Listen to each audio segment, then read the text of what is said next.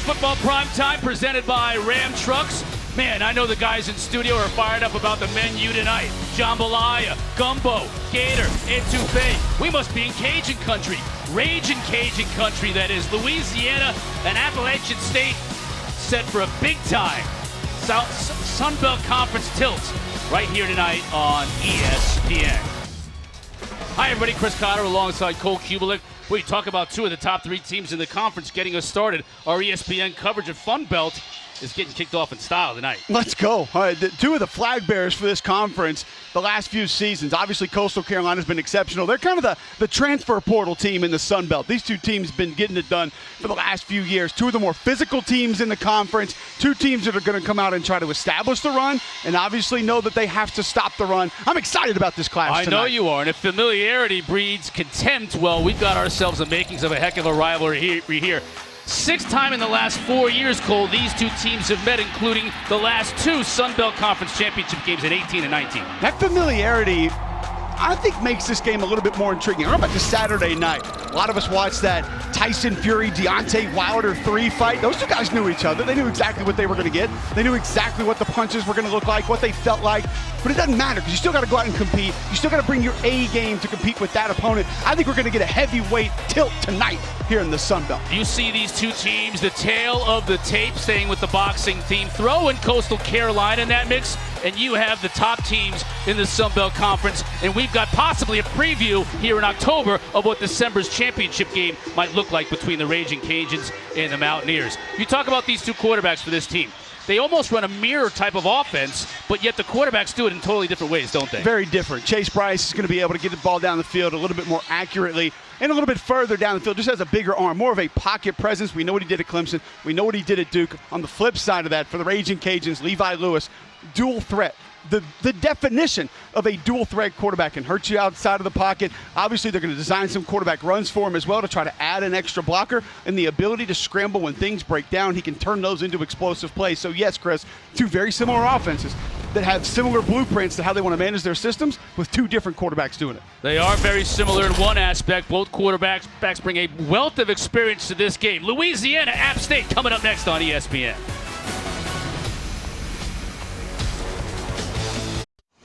Back at Cajun Field, Cotter and Kubelik. Always a great atmosphere, great tailgating. We should see some great football tonight, too. Kicking off our Fun Belt action on ESPN with two teams that might see each other again coming up in this Sun Belt Championship game. One of them in the East, one of them in the West. And, of course, let's not forget this Appalachian State team, head coached by Sean Clark right there in his second year. They've got Coastal Carolina in Boone next week, so a couple of tough games they got to get by this Ragin Cajun team here first, though. Great atmosphere. Always great atmosphere here when you come to Lafayette. The tailgating outside is just incredible. Get that odor of the food and the grills getting fired up. Playing that Motorhead. Yeah. Coming in, getting ready for the game. Felt like Conrad Thompson doing a podcast with Triple H, getting set for that thing. Toe meets leather, and we are underway. App State won the toss. They defer to the second half. This one goes out of the back of the end zone as Michael Hughes put his toe to it. We'll get an opportunity to see this Ragin Cajun offense coming out. Levi Lewis guiding the way. You know, I think about Levi Lewis opening up the season against Texas, playing so tough against a Big 12 opponent. His career numbers, pretty unbelievable. You're not going to get as many guys that are just going to take as many snaps as he has over the course of his career. When you're talking about his 7th season, 61 career touchdowns. He's thrown a touchdown pass, Chris, in 36 different games across the course of his career. He's been exceptional. Chris Smith in the backfield. Again, we'll talk a lot about how these two offenses are very similar. Smith has a little bit of room on the left side. Good yardage on first down. Give him 4. This will be the foundation of this Ragin Cajun offense tonight. Zone play, you see a splitter coming across, that tight end coming flat across the line of scrimmage away from where the play is going to end up. We'll talk a lot about that tonight, but they're going to build everything around that play right there.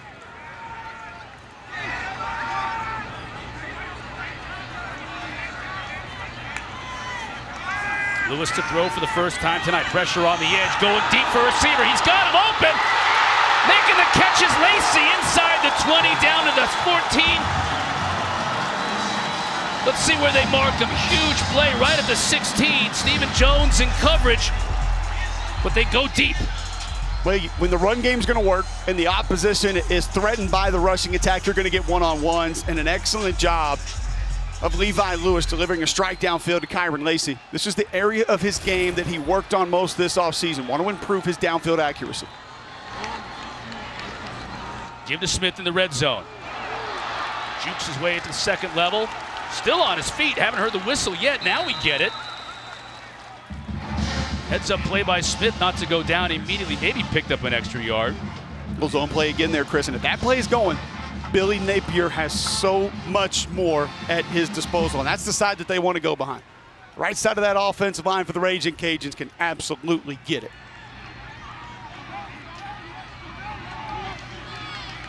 Snap State defense giving up just 20 points a game, only 117 yards on the ground so far through 5 games.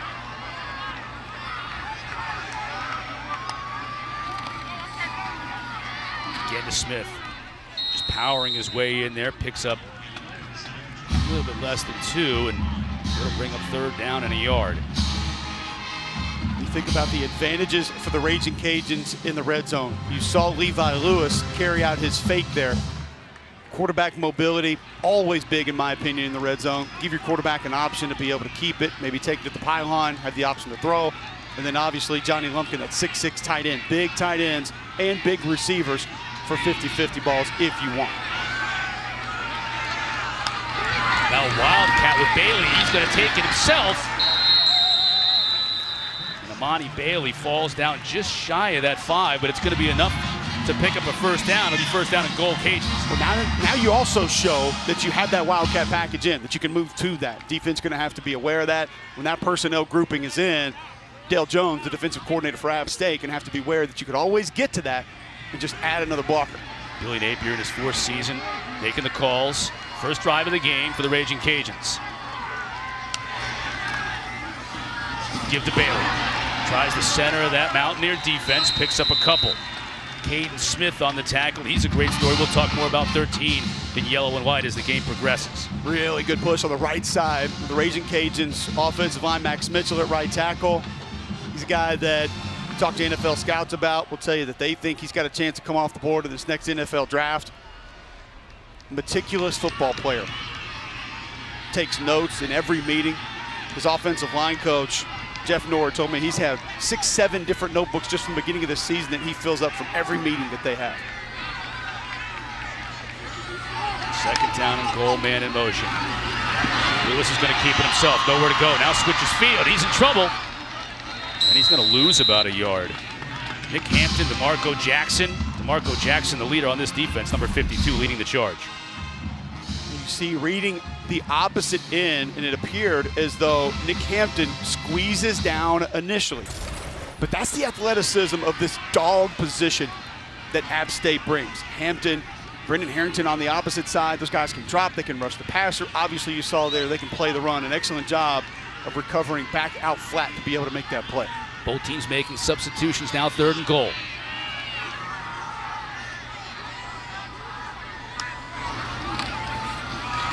Lewis looking to throw. Might be able to run if he can get to the corner. Gets a block on the outside and scores. Big time block by Peter LeBlanc at the pylon, Cole. Sprung him and certainly gave him confidence that he could get in. Peter LeBlanc, one of those wide receivers for the Cajuns, does a lot of dirty work. There you see the read. Linebacker, 52, DeMarco Jackson comes up. Couldn't get that pop pass over the top to Pierce Meagle. And then Levi Lewis has the speed just to get to the outside. This is what we talked about, being in the red zone, Chris. Give your quarterback options. You have a quarterback that can make things happen when they break down, or design it to give him a chance to get outside. And then like you mentioned, Peter LeBlanc, excellent pickup on the outside. Nate Snyder in for the PAT.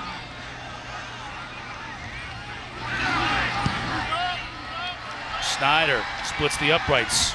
Kenneth Almendares, their number 1 kicker, is out for the rest of the year, so we'll keep an eye on the kicking game. Lewis goes deep to Kyron Lacey, setting up the Ragin Cajuns. Does it with his arm, does it with his legs. Louisiana up top.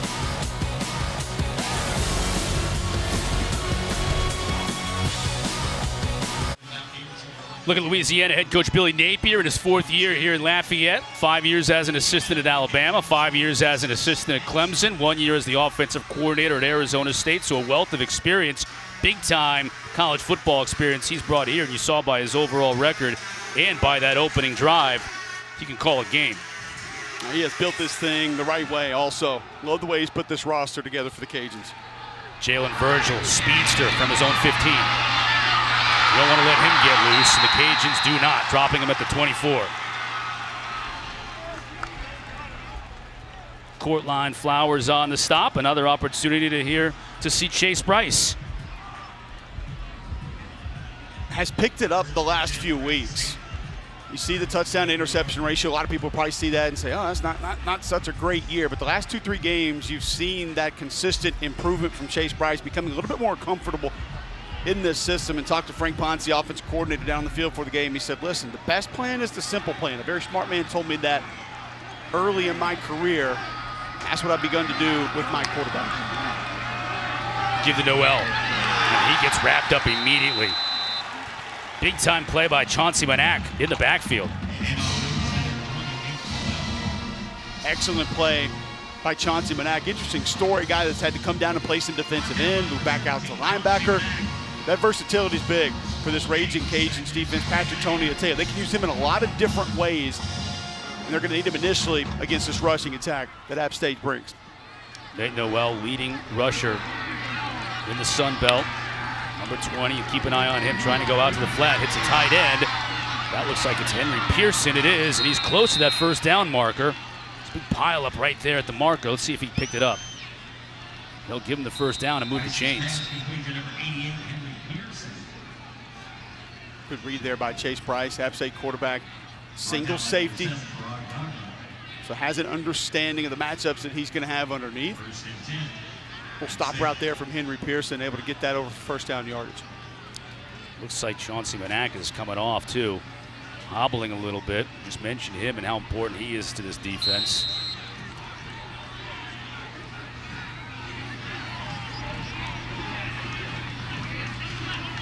First set of downs for App State. They've got Noel now. Bottom of your screen, fake to him, then a quick push pass. That's Williams, Malik Williams.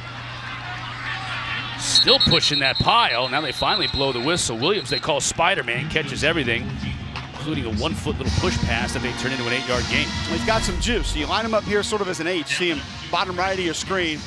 Fake the give to Nate Noel, then almost a little push shovel pass underneath to Malik Williams. It's a way to design extra touches for your dynamic playmakers. Just in addition to the run game there for Appalachian State. Williams has started every game since he stepped foot on campus in Boone. Give to Noel, plenty of room. In the Ragin Cajun territory, down to the 45. That was a huge hole. This offensive line, led by Bear Hunter at center, right side of your screen. Have to get that reach block in the middle initially. That one's key. Don't need much on the double team. You seal that there. Look at the finish. Bear Hunter just blowing him into the ground. Great name, too, Bear Hunter. I want to see Bear Hunter blocking Sonny Hazard. That's the matchup I want to see at some point in time today. Fake Price is going to go to the air. Has a receiver wide open. Nice catch. Thomas Hennigan. Hennigan is a player that Sean Clark, the head coach at App State, said was their best football player, period. Heck of a compliment, because there are a lot of guys that can play. Beauty of the zone scheme is when you run flat play action protection like App State does there, it looks very similar to what the actual run play does. You run an isolation scheme, or you run inside zone, some of the gap scheme runs, when you run play action off of those, they don't necessarily mimic the actual run play as much. Outside zone, stretch play, you can make it look very similar.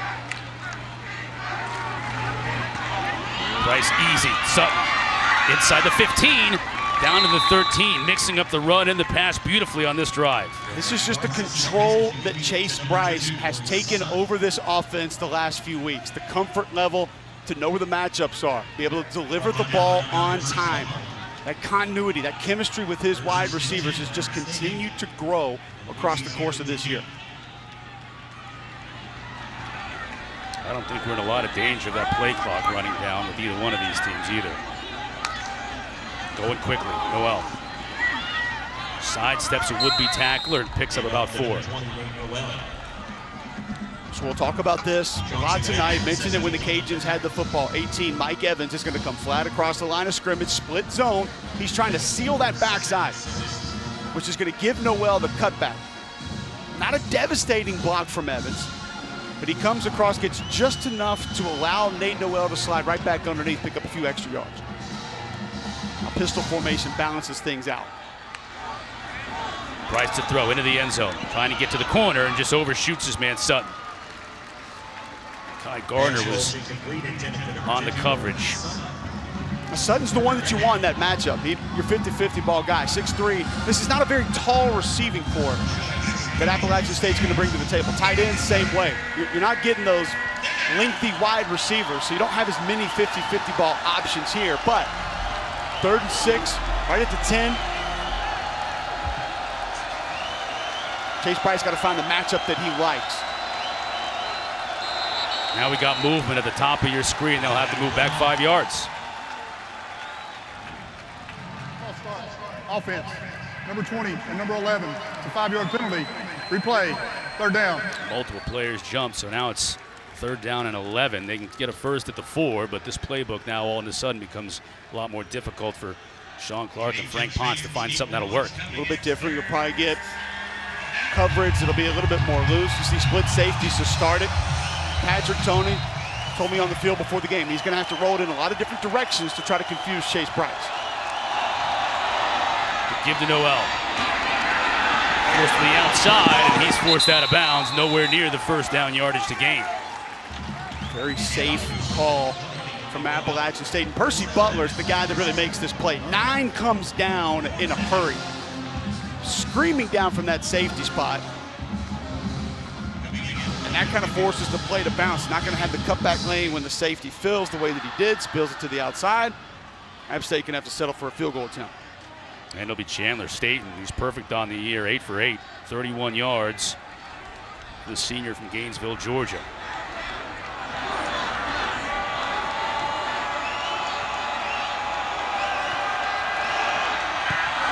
Good snap, good hold, and the kick from Staten is good. So App State responds, scores on their first drive. They trail 7-3 early.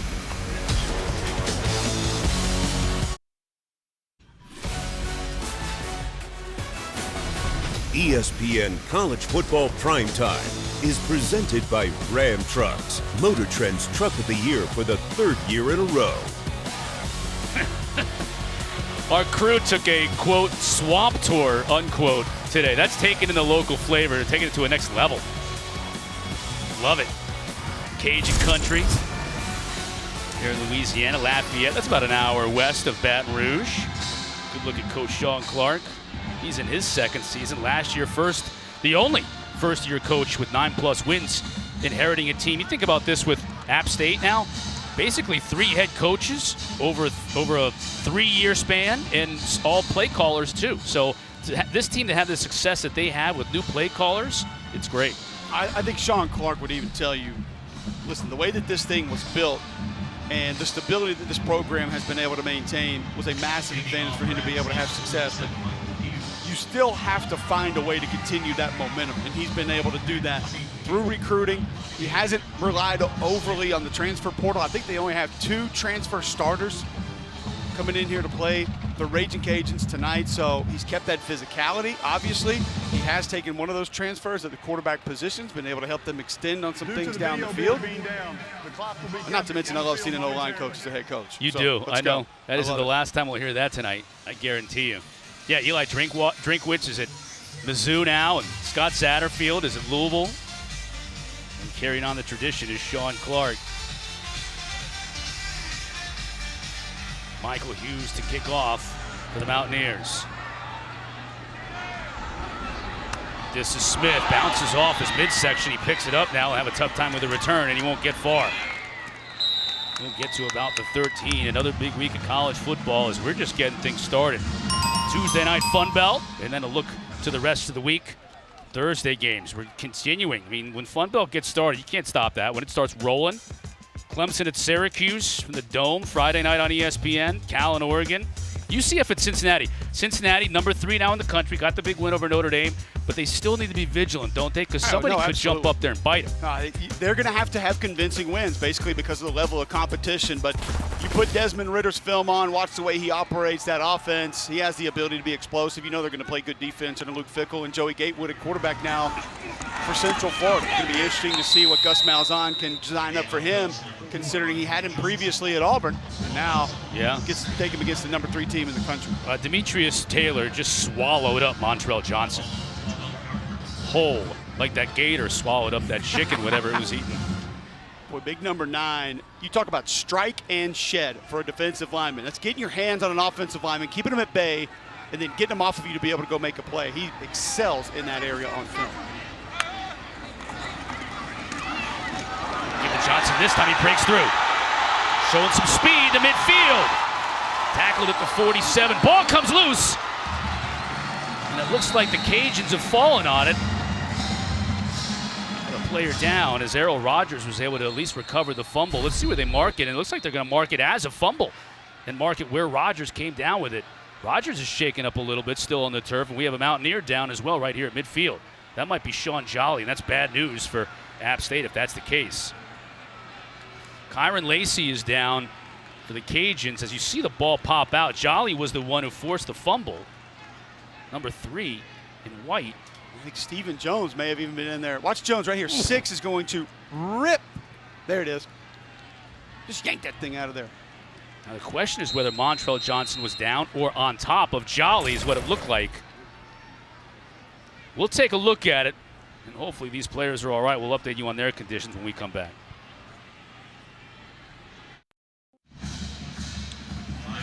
As we see Kyron Lacey, he walked off under his own power. That's good news for the Cajuns. Look at this last play, Cole. Here you see the strip. Stephen Jones right there is going to get the ball out. Jolly kind of he's a little tied up as he comes down. After review, they reviewed that he was down before the fumble, so he's here at the 49-yard line. Montrell Johnson with a big run, now the fake to him. Lewis will look to throw, steps up, goes deep again, has a receiver. What a beautiful throw and catch. That's Michael Jefferson. Coaching staff talked about him all week long. They're finding ways to get him the ball, lining him up all over the field, and they certainly did a great job getting him the ball on that play. It's another big target for the Ragin Cajuns. And the patience from Levi Lewis in the pocket. Nice play action, gets good protection, able to step up in that pocket and takes a big hit. But this is on a dime. Oof. Just feed it to that backside shoulder, young man. Lewis to throw again, pressure off the edge. Flushing him out of the pocket into the end zone and just throws that one away. Nick Hampton was there to force him out.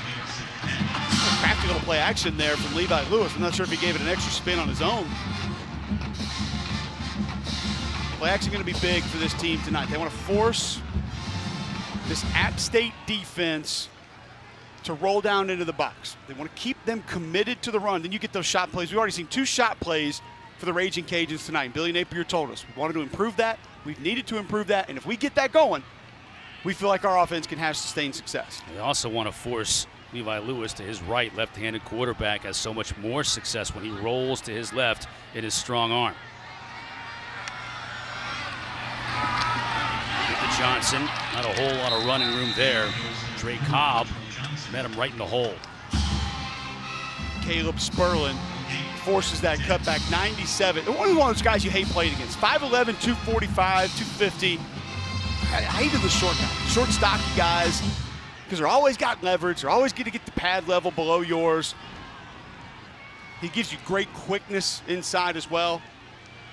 Not going to be the best at holding the point of attack. Obviously a little bit light, but there, slants right into that outside zone play, able to force the cutback. 3rd and 10.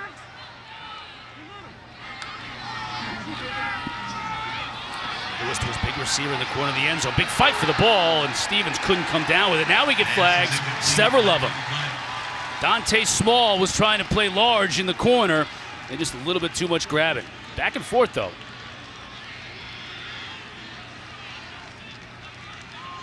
This is where the Ragin Cajuns, total opposite of App State when they get near the red zone. Pass interference. Defense, number 8. The ball will be placed on the 2-yard line. First down. You have the ability to go 6'3", 6'3", 6'5", 6'6", across the board. You grab the jersey, Cotter, you're going to probably get in trouble. They'll let you push, let you hand fight a little bit. Not going to be able to yank on that jersey because that is preventing the receiver to be able to make a play on the ball. You see the jersey right there ripped down. Yeah, that was the best angle, that from the front where you saw the jersey tug. So it'll be first and goal. Sean Clark barking instructions with this. Boy, he knows it too. You had a 3rd and 10. Yeah. Right down there. Defense able to step up, get a good big stop on the road. Cannot have that flag.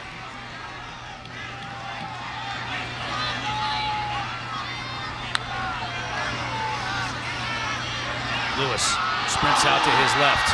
Into the end zone, has a receiver. That's Lacey.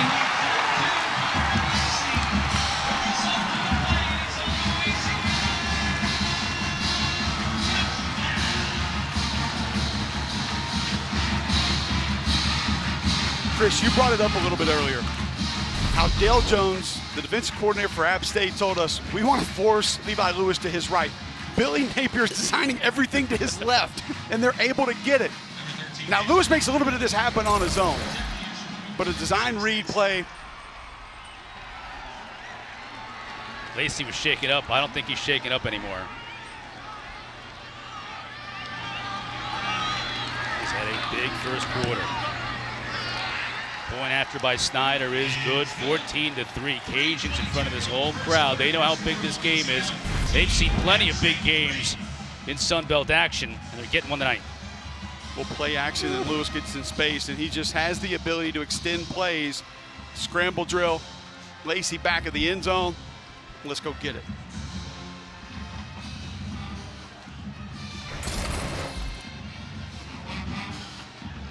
That's got to be the touchdown chain, I guess. He had some sort of a staff with him moments ago. Love it. It's like Rampage Jackson over there on the sideline. Junkyard dog. Yeah, getting close to the end of this first quarter. And, boy, so many things that we talked with coaches about this week. How about working on Levi Lewis all year about going downfield and making big plays? This team has made big plays all year long, and they've continued that.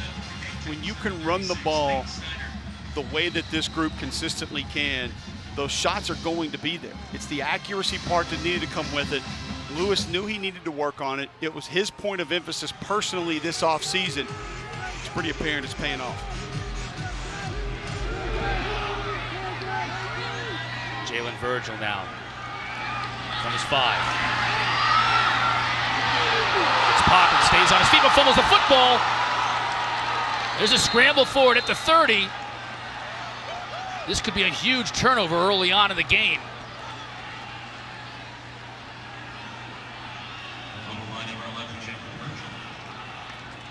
And it looks like the Mountaineers have come out there with it.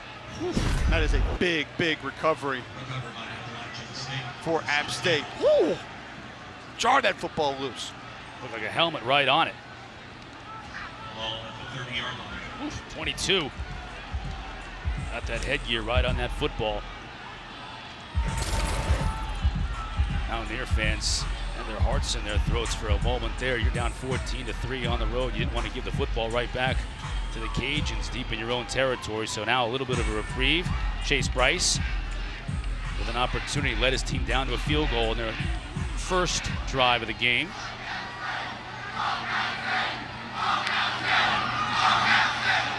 Noel tries that right side, picks up 3.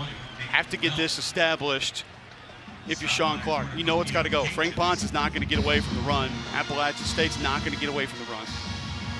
And you already see Patrick Toney, the Cajuns defensive coordinator, he is keeping safeties down. Percy Butler will be an NFL safety. He's playing right at the line of scrimmage on that last play, screaming down from the backside, be able to help on that tackle. Now more 2-deep look. Fake to Noel.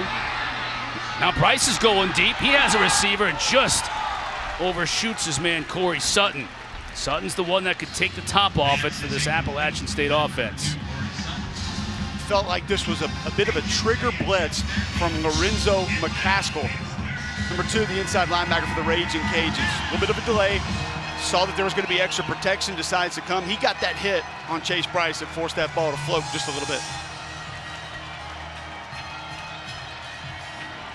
Now you've got to generate some sort of a pass rush here. Another comfortable passing down for your defense. Andre Jones, 10 on the outside. He brings the extra length. One of the better pass rushers for this Cajun defense. He'll be up top of your screen. 3rd down and 7.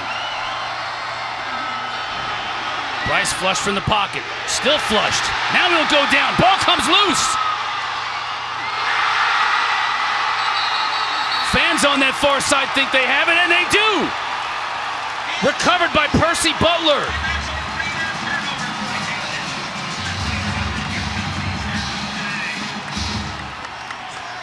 Now that's a mistake that we're used to seeing Chase Bryce of old make. Not this year so far. We thought that momentum was about to roll back with the Cajuns. Tries to just sort of push past that thing back to Nate Noel. Obviously, lateral ball travels backwards. Right, they're just trying to make a play. That's tough. Noel about a yard away. You don't know the velocity that ball is going to hit you at. Just trying to spot it. You're moving around. Bodies everywhere. There's a twist off the left side of that offensive line. And Percy Butler came through initially with the pressure, forced Chase Bryce to move, and then the cleanup job gets the ball back to the Cajuns offense. Lewis, sudden change. Steps up, receiver wide open. Inside the 10, down at the 4. That's his tight end, Johnny Lumpkin, spreading the wealth. Lots of receivers getting touches tonight for the Cajuns. If you have any questions about whether or not Levi Lewis can put a little zip on the football, there's that sort of 360 play action again. Whoop! Right on time.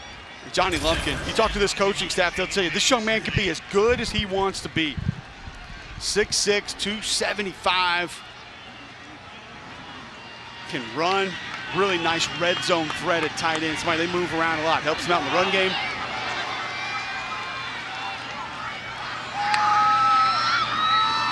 Speaking of the run game, here's Chris Smith just lowering his shoulder.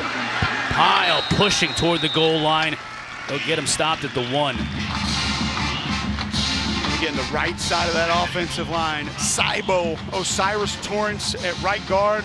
Max Mitchell at right tackle. Those are the glass eaters for this Ragin Cajuns offensive line. You need a push, you need a yard, you need an inch. That's the group you're going behind. Osiris is 6'5", 335. Road grader.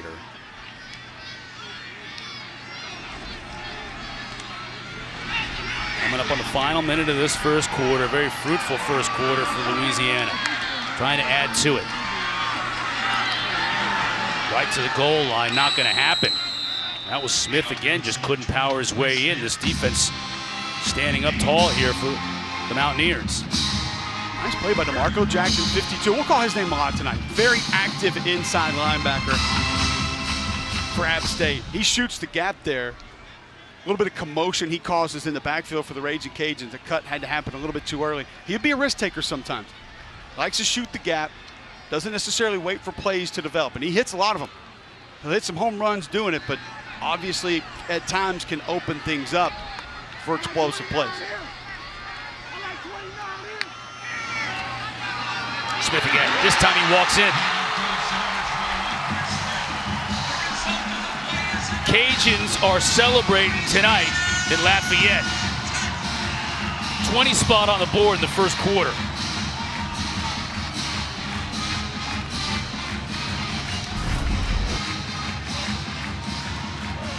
Just inside zone to the left, and a wonderful job by that offensive line, kind of staying a little bit flatter, most likely expecting movement from the App State defensive line.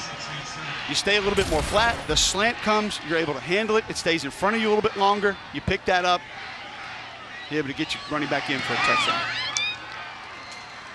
Try is no good, so the Louisiana lead will remain 20-3. App State only giving up 20 points per game all season long. What a college football Saturday lineup we have for you on both ABC and on ESPN. You mentioned Desmond Ridder moments ago. UCF at Cincinnati. They'll start at noon. Purdue at Iowa. Iowa coming off a huge win against Penn State last week. Good for them that they're at home. They are lucky that they don't have to go on the road and get a trap game this upcoming weekend. Right there, you got your Heisman Trophy candidate playing for Iowa. Tyler Linderbaum at center. Get the Heisman campaign going. Oh, get it going. Well, he is the most fun player to watch in college football this year. That guy can reach a 4-eye from the center position. He is as good laterally at that position that I've seen really since I've been studying college football. Got a lot of quickness, got a lot of power. He is the ultimate finisher. Just a war daddy at center for the Iowa Hawkeyes. He makes that thing go. If anybody can sell an Iowa center, it's Cole Kubelik. Get the Heisman campaign going. Who else is taking this thing? Who else is taking the Heisman? Nobody. Nobody wants it. It doesn't look like it's going to be an Oklahoma quarterback. We're not sure who it's going to be, though. We'll see them against TCU Saturday. Virgil with another opportunity. Tries to get to the outside, knocked out of bounds at the 27. Kickoff return by number 11. I say this too, Chris. People think this is probably why I don't have a Heisman vote. Quentin Nelson would have been my number 1 on my ballot when he was at Notre Dame. Quentin Williams at Alabama would have been number 1. I might have Jordan Davis at Georgia on my Heisman ballot as well. I don't even know how many votes. What do they give you? 3, 5, 7? I don't even know how many they allow you to vote for. How deep you can go, right? Yeah, they don't want me on that thing. There'd be too many linemen showing up every year. But I might have Jordan Davis. Jordan Davis impacts the game for the Georgia Bulldogs as much as anybody. Do you have a Remington vote? They might give you an Outland vote. Nah, just go Joe Moore Award, man. And I don't have a vote for that, but I do help organize it with Aaron Taylor. Here's Jameer Smith. New look at running back for App State. He's dropped by A.J. Riley. Yards are tough to come by for this App State offense in this first quarter. Not so much for Louisiana. Levi Lewis has been stellar. Big lead for the home team.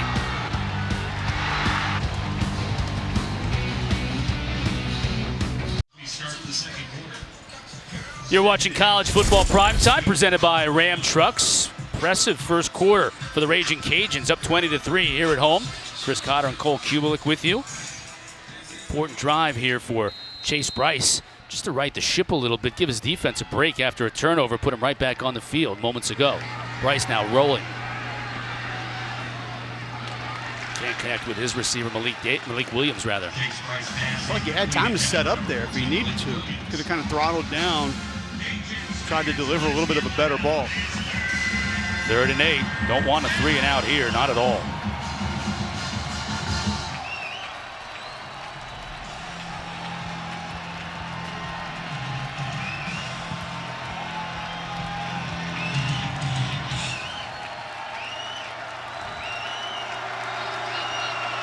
Smith now in the backfield.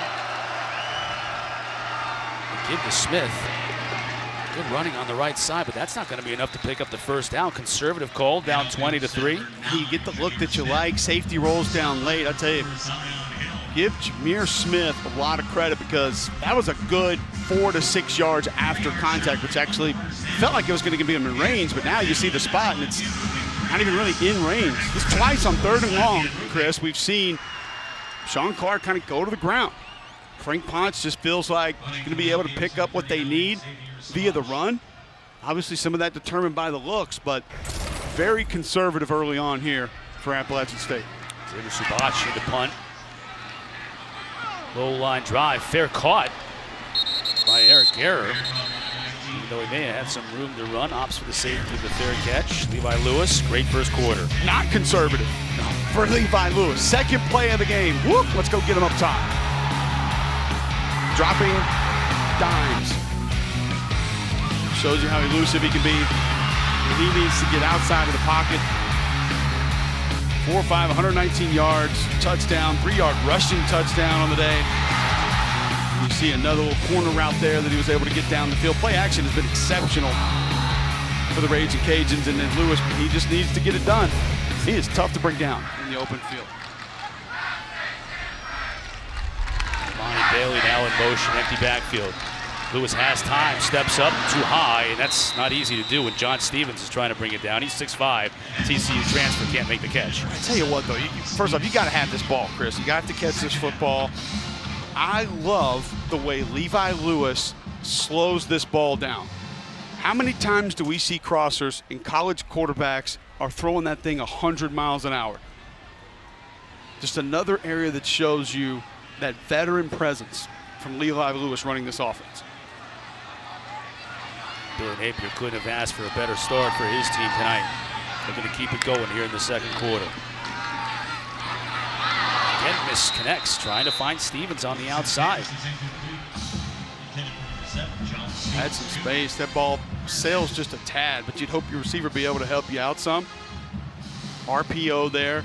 Liked what he saw on the coverage, decides to pull it and shoot it out. Haven't seen the Ragin Cajuns with many 3rd and longs tonight. That's what they have here, 3rd down and 10.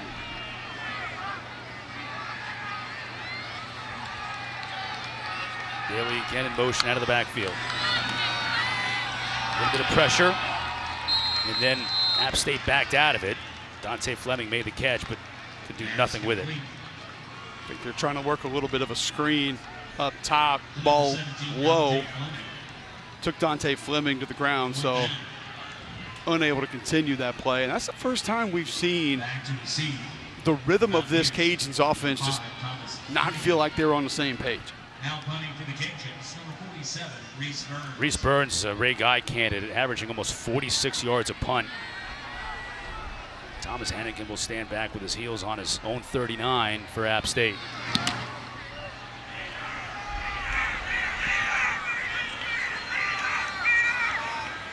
Ball gets a modest, wow.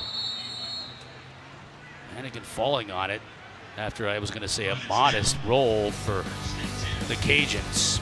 App State on offense when we come back. After 3 straight touchdown drives allowed, that App State defense bowling up, forcing their first 3 and out. Now Chase Bryce with the football back from his own 37. Play action. Contact downfield. Sutton wanted a flag, won't get it. Frank Ponce, offensive coordinator, first year here with the calls. That was the first pass on 1st down for App State since their first drive, which obviously was the best drive of the night. Trying to mix things up here a little bit more.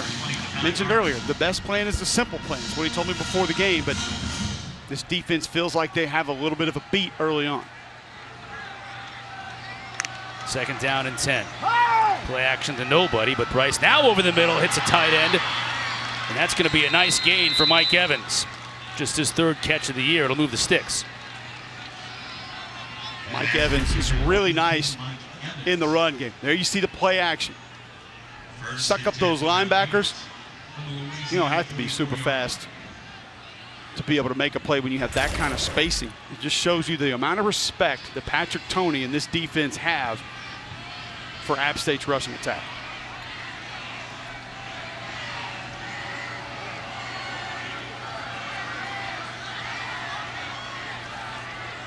Bryce, Noel, and company now back into Cajun territory. Give the Noel on the outside. It's his own man, and that disrupts the timing there. They got no shot. Pedesclo and company closed it down. When I talked to Wes Neighbors, the safeties coach, before the game, he said, I'm going to play 6 tonight. I'll play 6 safeties in this game. He's got 6 guys that he feels like he can split the reps with, keep them fresh, keep them motivated. But that's the depth that the Ragin Cajuns have on that side of the football, and that's one part of it. You're going to play this defense for Patrick Toney. You're going to play safety for Wes Neighbors. Guy played at Alabama. Brother played down the road at LSU. You're going to have to come up, play the run. Have to be aggressive, have to be physical. Loss of 2 on the play, 2nd and 12. Cajuns bring 4. Bryce does a nice job of checking down, hitting Williams. Give him about 7 or 8 on the play. It'll bring him 3rd and short. Chase Bryce has been pretty comfortable in the pocket most of tonight. Took 1 hit on a deep throw 2 drives ago, but for the most part, he's been able to operate in a comfortable manner. Now, this is just one of those in-between situations where, I mean, what have we seen? 3rd and 8, 3rd and 10. They've gone to the run. Frank Ponce is out of that outside zone, so now you're sitting here about a 3rd and 4, where you'd feel like, all right, outside zone could work. Play action to me would be the call because you've shown you'll run it on 3rd down already. He's got Noel, leading rusher in the conference. Instead, he goes out to Williams, and it's intercepted. Bounced off of Williams' shoulders, and Brandon Bishop holds it in. Second turnover of the day, and this is huge. Pass is intercepted by number 25, Brandon Bishop. And that's a rare turnover for the Cajuns. Chase Price has the coverage. Look how soft the coverage is. You don't have to wait for the route to develop, and you're going to pick up first down yardage. That's on Malik Williams. Have to catch that football. Kind of let it get into his body. Slips up off the arm, and a turnover for the Ragin Cajuns. Brandon Bishop, right place, right time. Out of Hillcrest High School there in Tuscaloosa, right across the street from Alabama. High school teammate of Brian Robinson, Alabama running back. Turnover shoulder pads for Bishop. Lewis right back out there, trying the run game, and Smith. Check that, Bailey.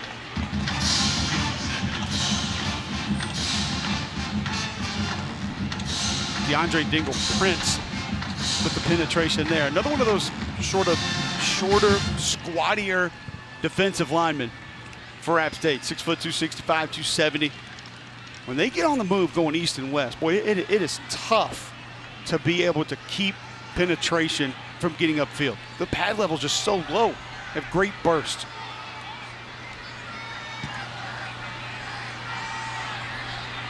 Mountaineers showing a little pressure on the edge. They come with 4. Lewis over the middle. Nice move by his tailback, Amani Bailey, to pick up what he can. It'll bring up third and a little more manageable. That's a pretty nice job by Ken Marks at left tackle. 67 just runs the blitzer by. It's fine. Just get him upfield, and then you can sort of use that pit arm, as we call it. Hit that right hand on him, just turn him and run him past the pocket. How about the comfort of Levi Lewis? I mean, he's got blitz coming.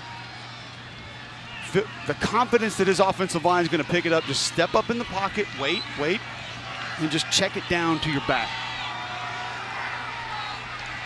3rd down and 6.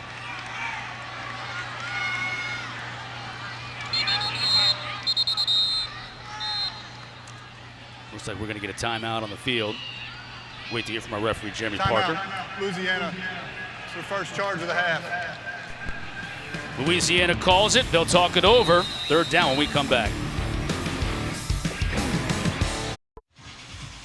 Kick off your Week 6 NFL Sunday at 10 a.m. Eastern with the Countdown Crew on ESPN and on the ESPN app. How crazy was the NFL last weekend? Not only Sunday, Monday night's game, Lamar Jackson and company, that was nuts. So this Monday night, we got Bills and Titans. How good are the Bills? Best team in the AFC? Monday at 8 o'clock, find out if they can take care of the Titans. Josh Allen got it going. Finally got him some weapons, offensive lines, ripping. Fun to watch. Absolutely. I don't know if any team is as fun to watch as Baltimore right now, though, Lamar Jackson, but that's up for debate. Those fans have had fun watching this one tonight. Cajuns with the 20-3 lead here in the second quarter. Chase Price can't put it all on his shoulders, but the big bugaboo for him at Duke last year were turnovers. 21 turnovers he was responsible for, was running for his life. That offensive line gave up 37 sacks last year, the Blue Devils, and transferred in January to take over for Zach Thomas, longtime starter here, and he's been great all year. Just so far in this first half, those 2 turnovers have put this team in a difficult spot. Now a big 3rd down here as this defense tries to get off the field again. Lewis will look to throw. Has time over the middle and has his receiver, Dante Fleming. COVID freshman. Converts. Excellent protection, and just find a way to work zone coverage. This little stop route. You see a little twist at the bottom of your screen, and then Fleming, an excellent job. Finding that space, get back, locate the football. Levi Lewis just looks so comfortable. You talk about a young man that has command of his offense, command of his unit. He just oozes it. And 4 isn't getting any pressure on him, is it? That's really what App State's coming with. Now a little pressure, and they get him, just as I say that, on the outside. Nick Hampton was there. Joined by some others, Cole, and they didn't give him a chance. No, that was going to be another shot play to Kyron Lacey. Had 2 on the post. So it's play action protection, a little confusion over on the right side. Johnny Lumpkin, the tight end, you see him getting mixed up there with the right side of that offensive line. I'm going to tell you, Demetrius Taylor can run for a 290-pound fella. He got in the backfield in a hurry. There's Dale Jones, defensive coordinator, dialed up that pressure. Now 2nd and long.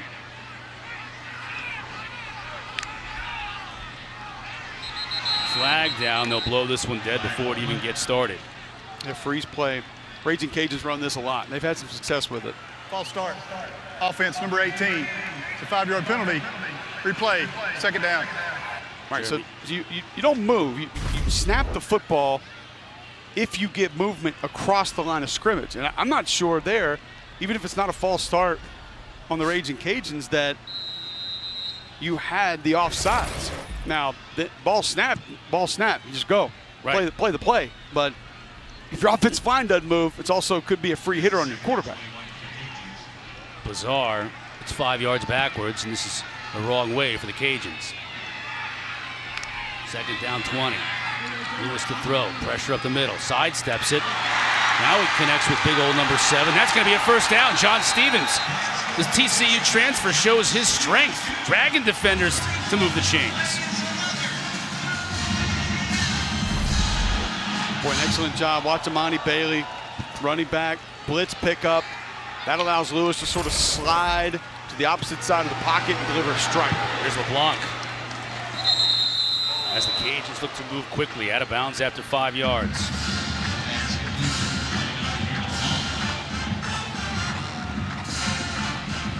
Boy, one of the stick guys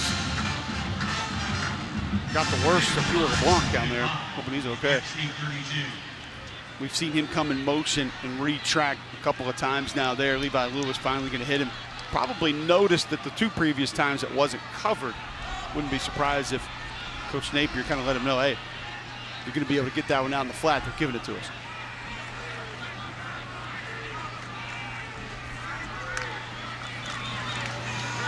Bailey tries the middle of that defense. Nothing doing. Clark was there. They're trying to switch up the run a little bit there. So you saw zone to the right. Play's going to hit backside. Duo run play there that the Cajuns trying to hit. Sometimes when that penetration's coming flat a little bit too much, you go ahead and block with it, but then you're going to ask your running back just to hit it backside. Nobody staying home. A lot of times you'll see some big plays peel off with Duo. Empty backfield. Montrell Johnson is in the game, but he's split up to the top of your screen. Tight end in motion. Lewis can't handle the snap. Now the timing's all messed up. He's going to have to get it on his own. Throws it dangerously and is almost picked off. Stephen Jones was there to knock the ball away. That play was kind of haphazard from the get-go. Wild snap and a nice job of Lewis just to sort of manage it and gather it in and then elude the pressure, but this is dangerous. That was almost a massive play by Stephen Jones. A good recovery. You see there, it appears as though Michael Jefferson is going to be able to sort of get out in space, maybe even create a big play. Jones stepped right in front of it. With their kicking issues we talked about, they're going to go for it here from the 31. 4th down, 4 yards. Lewis to throw. A little bit of pressure. Easily finds his receiver. That's Errol Rogers Jr. Yet more receivers getting involved. Something Billy Napier told me a couple of years ago when I called one of his games here with the Ragin Cajuns. We don't necessarily have to feature a receiver in this offense. We're going to look at matchups, and we're going to get guys open based on the favorable matchups that we get. We don't need to force feed the football to anyone. And I think that's on full display tonight. Well, they have 14 pass catchers on the year. Different pass catchers coming in. Lewis has a receiver wide open here. That's going to be Rogers, and he's forced out of bounds. Inside the 5, it'll be 1st and goal. Pass complete to number 6. So those two have hooked up a couple of times now on this drive. Errol Rogers, the local product, is coming right out in the flat. Once again, Levi Lewis, understanding where the pressure's coming from, able to elude, keeps the eyes downfield, delivers a nice ball on the run. Another time-consuming drive. Helped out by that 4th down pickup. Johnson on the Wildcat. Flag down on the far side as Johnson gets nothing. Montrell Johnson, like the little pirouette into the Wildcat. Auburn fans began to sob seeing that. More than 4 in the backfield. Offense. Be a 5-yard penalty. Replay. Second down. Well, now a lot of movement can Correction. sometimes First down. result in some 5-yard infractions, and that's what's happening right now for Louisiana. They move back once again. Still first down, first and goal, but now they'll have to scrimmage from the 10. The fact they're moving the football on this drive with the penalties that keep bumping them back, it's just a pretty resilient drive here for the Ragin Cajuns.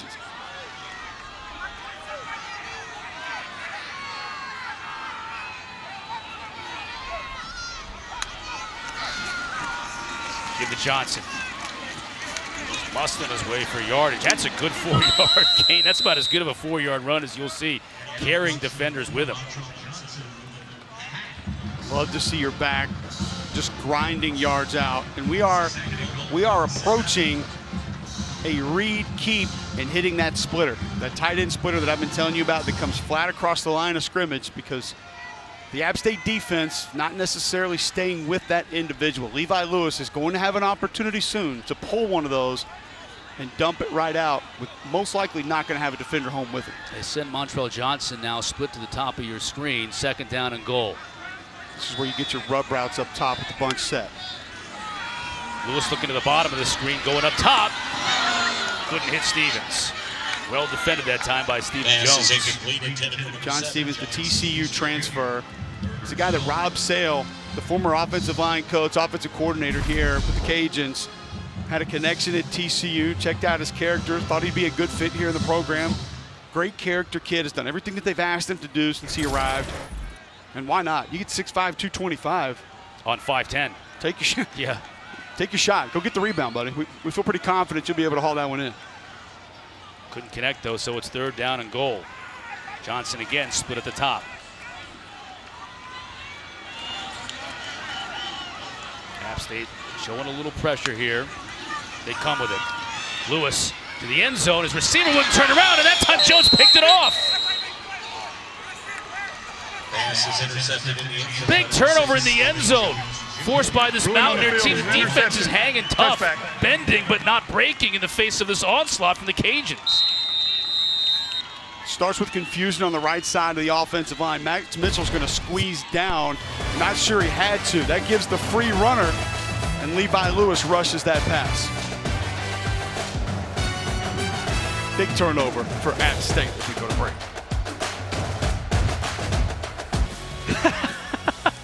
All right, JC, I think it's got to be Cole. I can tell you if it's cardio, it's Cole.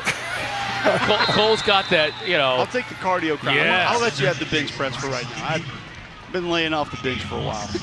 I'm trying to lean up. I don't need the mass anymore. Happy birthday, Trevor Madish, by the way. That guy's been doing halftime support for Fun Belt games since like Jake Delhomme was playing in the league. So even though he's only 37, we'll see him at the half along with JC. This is a big drive right here for Chase Bryce and company. It is. Plenty of time. You can still just run your offense. No need to rush. No need to hurry things up.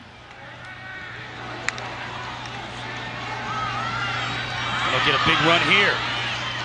Close to a first down. Datrick Harrington.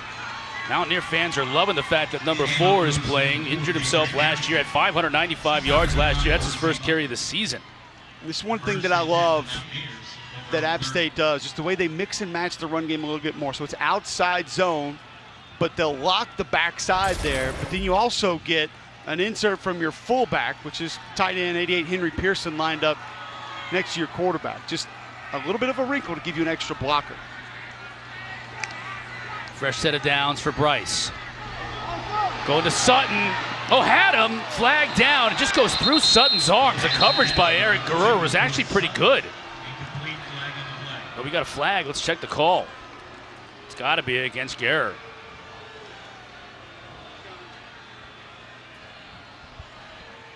Pass interference. Defense. Number 19. 15-yard penalty. Automatic. First down. Sutton is in phase. Excellent position. Oh, boy. I don't know if we missed a little something before the replay picked it up there. I don't really feel like we did. Right through his arms. You said that, but it was almost exaggerated. I wonder if he had trouble locating that football because it's almost like he squeezed his hands together, not really sure if the ball was going to be there. A little bit of a reprieve. First down. Noel gets slung out of bounds by Farrod Gardner. They called him their best sideline-to-sideline linebacker. He showed it there. Now you also see why Mason Narcisse is one of the most explosive defensive linemen that this team has as well. Big 90, setting the edge. When I say setting the edge, I mean forcing the edge about 2 yards back into the backfield. Not a comfortable spot for your running back when he's trying to press the line of scrimmage. Forces that play to bounce out, and then obviously clean linebacker over the top makes the play. Noel only 19 yards rushing on the day. Leading rusher in the Sun Belt Conference. That's going to be a face mask as Malik Williams and flags come flying all over the place. He's right at the first down marker, but I don't think it's going to matter. Not often you get every flag on the play. Every one. Personal foul. Face mask. Defense. Number 2. 15 yards out of the end of the run. First down. Even with my bad eyesight, I saw this one from up here. No, that's big. It's big penalty because good protection. Chase Bryce delivers the strike. Malik Williams, nice catch. And yeah, that's a yank. It's a big one. And obviously a big penalty. Yeah, Lorenzo McCaskill got a whole handful of face masks. So now as the clock is at 1:52, and we talked about how important a drive this was for Chase Bryce and the Mountaineers. Now threatening. Fake to Noel. Bryce has all kinds of time and has a receiver. Nice job defending on the play. Coming back to it was Percy Butler. One of those safeties you talk about, Cole. Well, there's a reason that Phil Savage of the New York Jets is at this game tonight, and the first guy that he pointed out to me was Percy Butler on the sideline when I talked to him before the game. He said this is going to be an NFL safety. Said he thinks he can be a little bit of a hybrid safety at the next level. A lot of scouts are impressed with how he plays the game. Showed you some closing speed there, great instincts. That was a completion. And Percy Butler just negated it with an individual effort. Fake to Noel. Back shoulder play. That's going to be a first down, assuming that the play stands. Christian Horn comes down with it, but we've got flags all over the play. That might be a push-off on Horn. Speculating a little bit here. We'll wait to hear from Jeremy Parker. A lot of flags on this drive.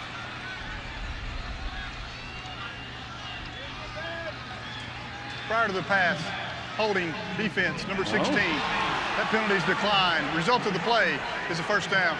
A.J. Washington, I stand corrected, Cole. Here's the matchup up top.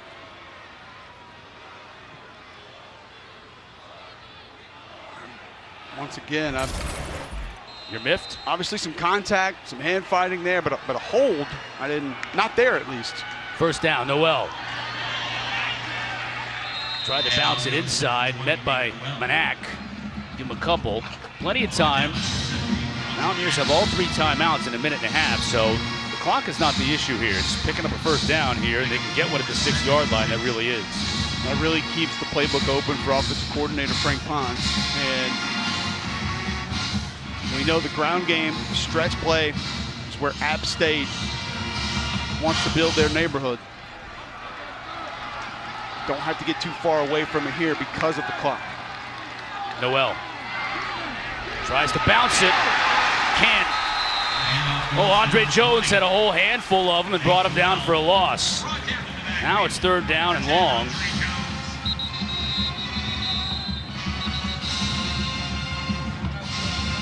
And Louisiana's going to call a timeout here. Timeout, Louisiana. It's their second charge timeout. Third down for the Mountaineers when we come back. Big day Saturday in college football on ABC. Check out that noon game, UCF and Cincinnati. Once Cole gets finished voting for centers and right guards for the Heisman, he might throw a vote Desmond Ritter's way. He's going to have a big game, though, against UCF at noon. Thursday, Friday, Saturday. Big play here. Third down. They can get a first down at the 6-yard line.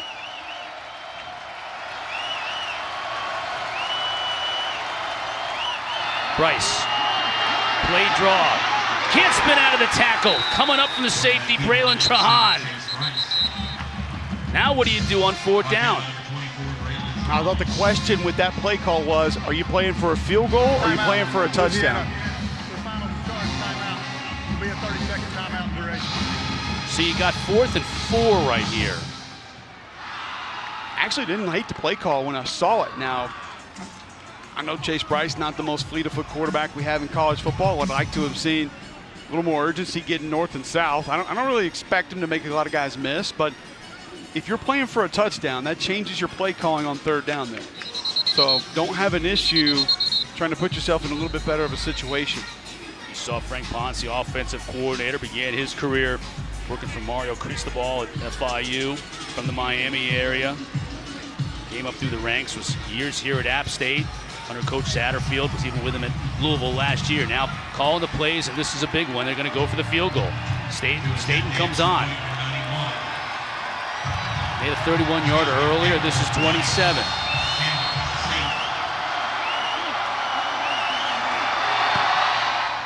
And Staten makes the kick. 20-6. And a conservative first half, I would say, in general across the board for App State and Sean Clark. But, Cole, I think you were making the point during the commercial break.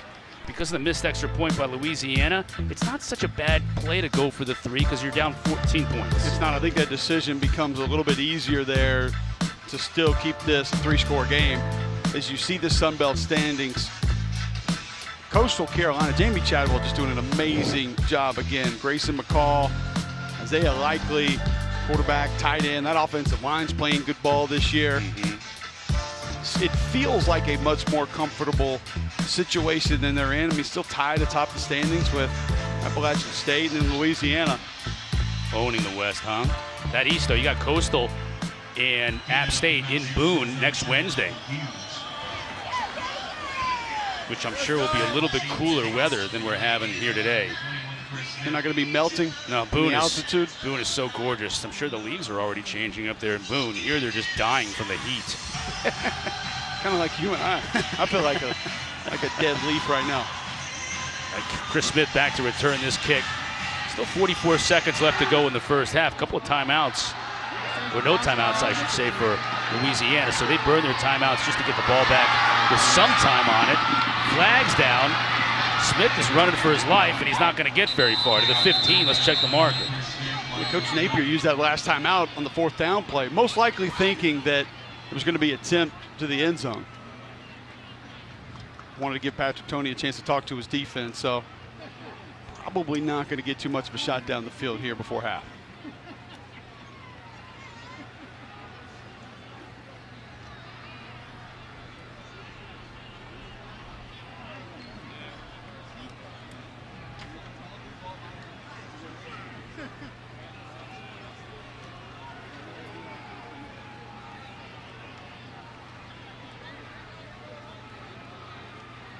Big discussion on the field.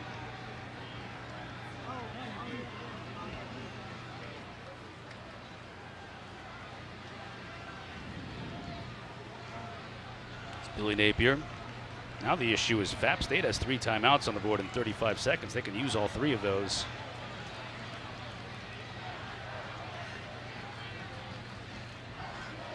Still waiting on word from Jeremy Parker, our referee on the night. He wants to have a word with Napier.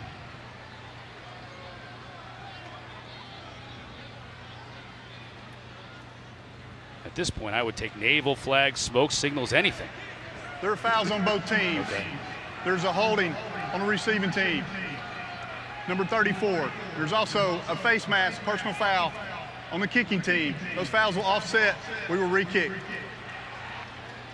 Yeah, that's probably the best thing for Napier because at the 15-yard line with 35 seconds, you're not going to even try anything. Now, at least, maybe if you get a really big return, you got something going.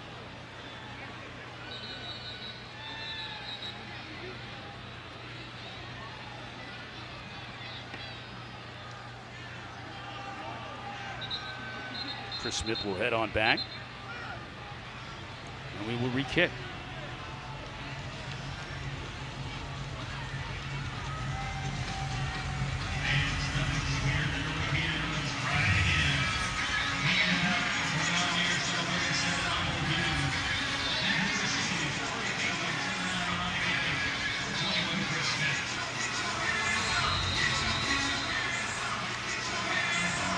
Once again, Michael Hughes will kick it. 35 seconds left in this first half. App State with a field goal there in the last few seconds to maybe carry a little momentum and a little belief into the locker room. They've held Louisiana scoreless in this second quarter. Over the head of Smith for a touchback.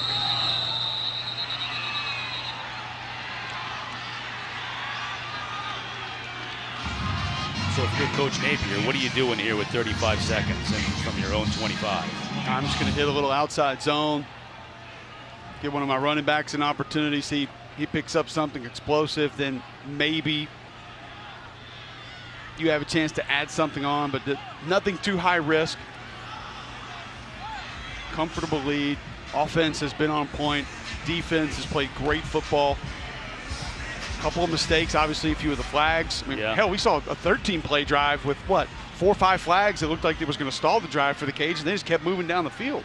Clean a few of those things up in the second half. That'll be a big part of the conversation in the locker room for Billy Napier. They have had some issues holding larger leads this season, but this is going to be a nice play on first down by Smith. Gets it to the 43. No timeouts for Louisiana, but now all of a sudden maybe you start to think differently. Kicking game is a little bit of an issue for the Cajuns. They're without their #1 kicker. So that's something to keep in mind as they get closer to midfield and start thinking that way. Lewis has time out here to Lumpkin. He just steps out of bounds after a very short gain with 21 seconds. I don't know if that's going to get it. Be able to have the veteran presence of a young man like Levi Lewis. I say young man, he's only been around for 7 years. He's young, just like Trevor Maddich in studio. But you saw where, right there, Chris, he can just turn it up and all of a sudden go 2-minute offense. He can just look over, probably give 1-2 calls. He knows exactly what they want to get into, knows exactly how to manage it. Clock will stop on a first down. Second down and 5. Mountaineers look like they want to bring pressure. Now they bring just 3. Lewis can run if he chooses. Tries to get over the top. It's in the double coverage. Ill-advised pass. Trey Cobb was there to break it up. Now, I wouldn't call the interception in the end zone early necessarily a forced ball. I just felt like didn't put it to the back pylon and maybe had to get rid of it a little bit early because of pressure. This is the first ball that I think we've seen Levi Lewis just kind of force in. Maybe get a little bit greedy with there. He did have some room to run in the middle of the field too, and if he makes one guy miss, it could be a big gainer. He opted to try and get it through the pass, and now it's 3rd and 5 with just 13 ticks left to go. Might have 3 plays here, but you got to convert here on the first one.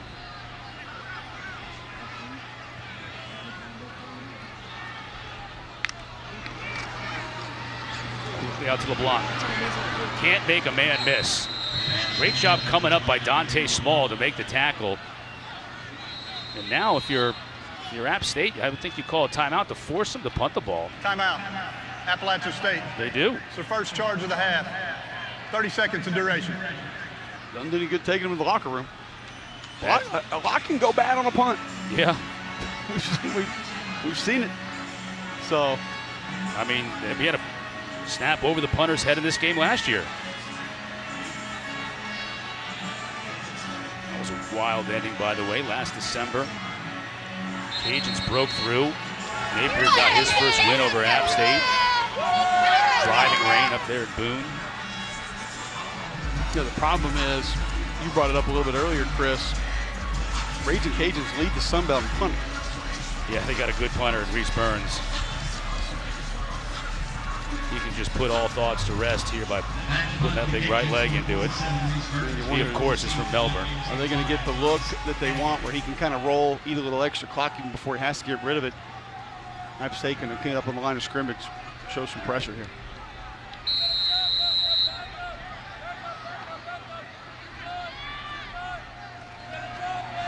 They do come with it, and Burns, look at that punt. Into the end zone. No chance for Hennigan to do anything with it. There is no foul. Number 24 was blocked into the punter. There is no foul. And our clock hits triple zeros. 20-6 our halftime score to the studio. JC, Trevor Maddich, guys, take it away. Thank you, Cotter. Welcome into the Sling TV halftime.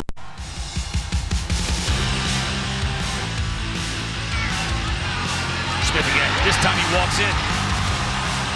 Cajuns are celebrating tonight in Lafayette.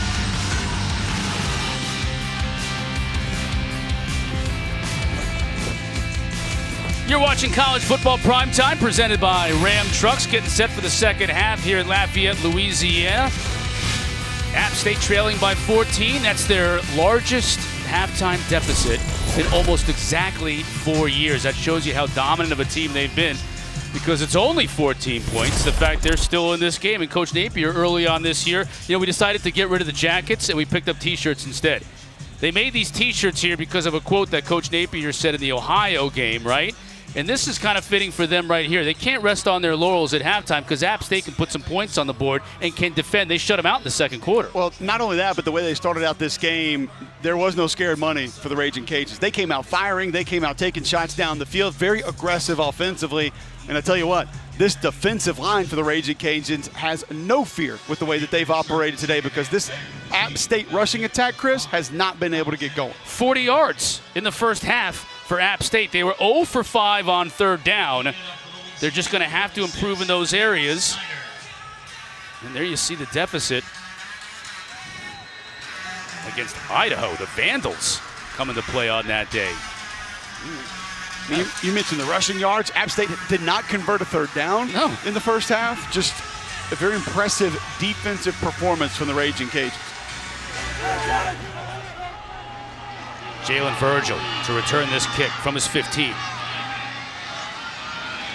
Just hasn't been able to get on track today. Good coverage by the Ragin Cajuns. And once again, we'll get a chance to see Chase Bryce. A couple of drives for Chase Bryce, in the first half, but led to only field goals. And we saw him really on fire early. Initial drive, he was throwing some darts, just moving his team down the field sort of methodically, but did most of it through the air. But a lot of that's going to be predicated on play action, moving the pocket off that play action game as well. When the rushing attack is not going for this offense, it really changes how Patrick Toney can adjust things on the back end of his defense, be able to help in run support or add numbers on the back end. You saw by those numbers, it almost always goes for them too. Bryce looking to throw here. Pressure coming. Now he's going to take a shot downfield as his man, but he overshoots Jalen Virgil, and that's tough to do. Virgil, a 10-2 100-meter guy, Sun Belt Conference champion in the 100 meters, as a matter of fact, and we couldn't run under that one. And there's your shot. I like the aggressive call from Frank Ponce early on. You go play action, you get the one-on-one, just take it. And there wasn't safety help there, so pull your receiver back to the middle of the field. You don't have to drop that right over the top of him. Give him a chance to make an adjustment and potentially make a play. Second down and 10 to give to Noel. Gets through the initial hole, picks up about 5. That was Lorenzo McCaskill on the stop. Noel hadn't gotten going either. He's coming into the second half with just 22 yards rushing. Leading rusher in the conference coming in. And it feels like the yards on the ground that App State's been able to come by, they've really had to just grind those out.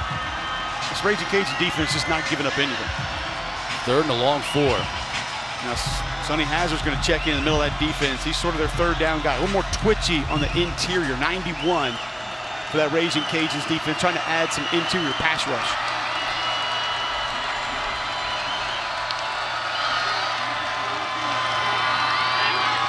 Pressure pickup, intercepted. Intercepted by Guerra. And he's knocked out of bounds inside the 20. Third turnover of the night for this App State team. And once again, Louisiana is set up in the red zone after the turnover. What a play from the veteran corner. Bottom of your screen. Look at him break on the ball. Boom. Knows right away what the route's going to be. Able to jump it, able to get right back in phase, knows that ball is going to be delivered. And that's what you get from a guy that is a 3-year starter in this defense. That's just a massive play from Eric Guerra. 6th career interception, the junior from Mobile. And talked about Bryce's difficulties last year at Duke. Responsible for 21 turnovers on the season, and that turnover bug hasn't really hurt him this year. He's been done so well in this offense, but today, 3 turnovers already for this team, a couple of picks from Bryce, and once again, Levi Lewis is in business.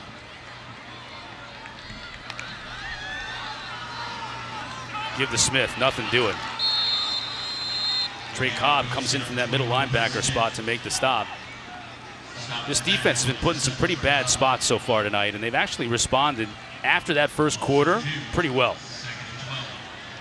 Well, you clamp down late, grab an interception off one drive, that 13-play drive that you were able to grab the turnover off of, and you mentioned it, be it turnover or just field position in general, defense hadn't been in great spots. And outside of the explosive plays, it hasn't been that bad. I mean, the rushing attack, we busted a few runs, but it hasn't been a consistent ground game. Smith, there's a big hole there, cuts it back inside. He'll run into the end zone.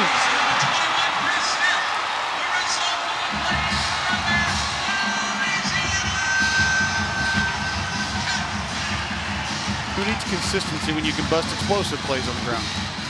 21 yards for number 21. That lead extended. Chris Smith, just an athlete. Played 4 sports in high school. Split zone, see the tight end come across, and that is a big boy block from Shane Below at center. One thing Jeff Nord, the offensive line coach, has done really well here with the Ragin Cajuns offensive line. Plays like that, he'll get strong with one hand. And they'll go ahead and kick it out instead of continue to ride it, and that opens up those seals backside. Snyder converts. 21 points, largest lead of the night for Louisiana.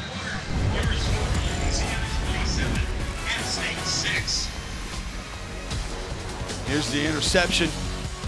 Get right back into the route and then jump the football to give your offense great field position and then pound it right back into the end zone.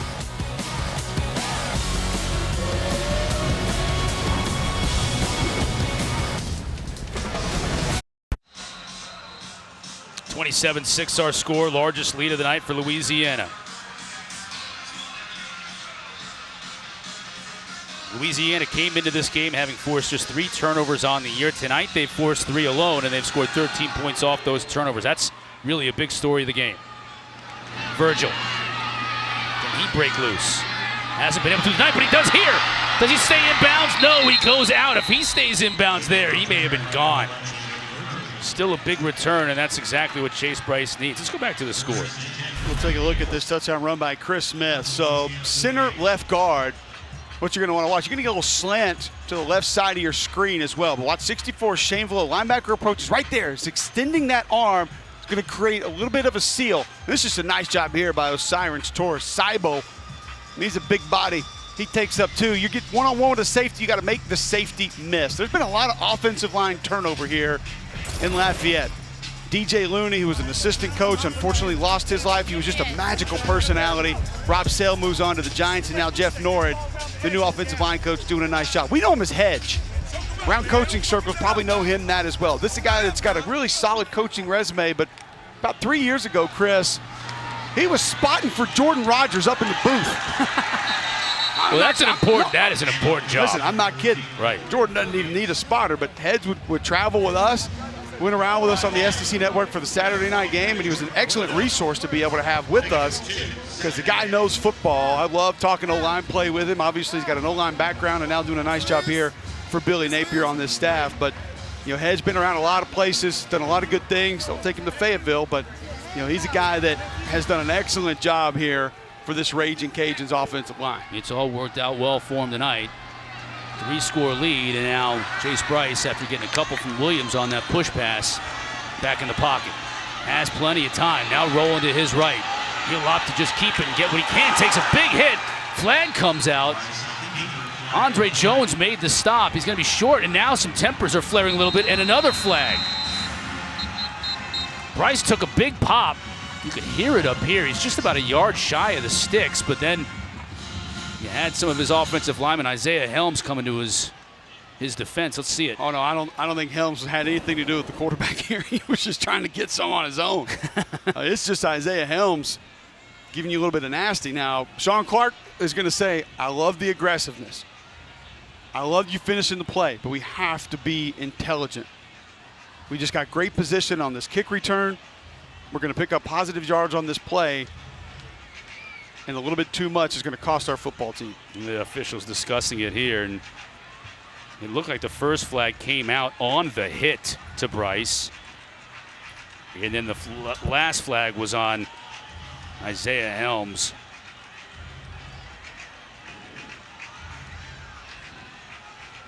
Let's get the word from Jeremy Parker.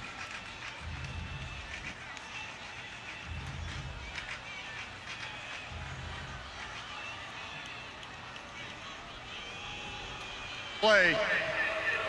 Number 94, Louisiana, playing without a helmet. That is a live ball foul. And number 68, unsportsmanlike conduct, Appalachian State. That is a dead ball foul. Result of the play is a first down. Now, I'll give Helms credit. He's going to show you pass pro is not passive. It's a lesson that us offensive linemen love. But you also have to know when enough is enough. There you see him dislodge the helmet. That is number 68's first unsportsmanlike Yeah, conduct Dalvin foul of Hutchinson the needs game. to stop playing and running after the play without a helmet. That's a penalty. I always thought that'd just be tough to do. Never happened to me, and it wasn't something that was addressed way back when I played college football. But I just, especially for a defensive lineman, you can talk to track the football, helmet comes off. Human nature is going to be to continue to do what you do. You were wearing those old bike helmets that you would air pump up, right? Yes. That thing was never coming off that noggin.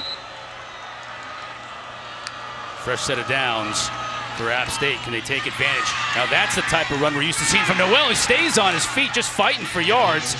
That is a tough 5 yards on first down. Sometimes when your run game's struggling, you just got to pull the back to the side and say, get north and south for me, please. Just a read dive play. Zone blocking it to the left. It's going to be able to hit backside. Quickly out to Williams. Tracked down before he was able to get to the first down marker, Cameron Solomon. Boy, you weren't kidding about these safeties. It seems like on every play I'm mentioning a new player. My coach Neighbors told us who coaches these safeties. He has 6 that are going to play. And he said, I feel confident with all 6 of them. I'll roll them. I want to get them all reps. I don't think I miss much when the next guy comes in at any spot. Noel couldn't sidestep a tackler there. That's Quibido. And that'll bring up 4th down. Well, short yardage has not been kind to App State this evening. And I go back and give credit to the Ragin Cajuns defensive line, Roy Seagrass, longtime D-line coach here for the Cajuns, done an excellent job. He's got a veteran group. It just always feels like they have forced App State to be different on 3rd downs, and now a massive 4th down attempt for App State. Bryce the fake, pressure. It's a tight end, that's a first down and more. Pearson out of bounds at the 20. Love the play call from Frank Ponce. Henry Pearson is going to act like he's locking the backside. So there, you see him middle of your screen, fake the block, and then just get out in space. 4th down conversion for the Mountaineers. Fake to Noel. Now pump fake. Bryce wants to go to the end zone. No chance. Looking for Evans, and now we get a flag. A lot of contact there in the end zone. Brandon Bishop was on the coverage.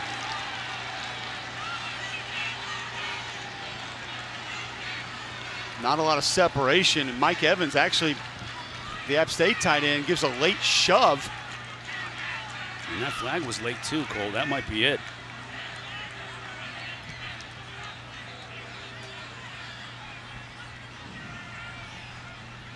Officials having a discussion over at the 5-yard line. A couple of the things we've seen here with App State, it's just not App State football. It's not the way Sean Clark manages his team. Discipline, rarely an issue. 2nd down. Officials picked up the flag. Here's a shove. There goes the ball. I mean, completely unnecessary, first and foremost. And uncatchable. I think you'd probably say that. You had 12 personnel there, so 2 tight The ends. clock will be kept on the field. Once again, scoreboard has gone out. Overheating. My son would tell you that Electro There we go. was in here. Spider-Man villain. It's his favorite book right now. This shows you the different worlds we live in. I have no idea what you were just talking about, but I'm going to take your word for it. 4-year-old's into Spidey. Noel's into picking up big yards, lowers his shoulder.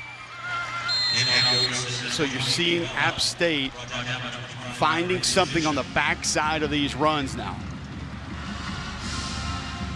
Second time that they've called the run play. It's going to hit behind the zone blocking, and Nate Noel is able to just drive that thing north and south for 4 or 5 yards. Now, still going to put you in a fairly uncomfortable third down position. The reason I say uncomfortable is because you hadn't had any success on third down tonight.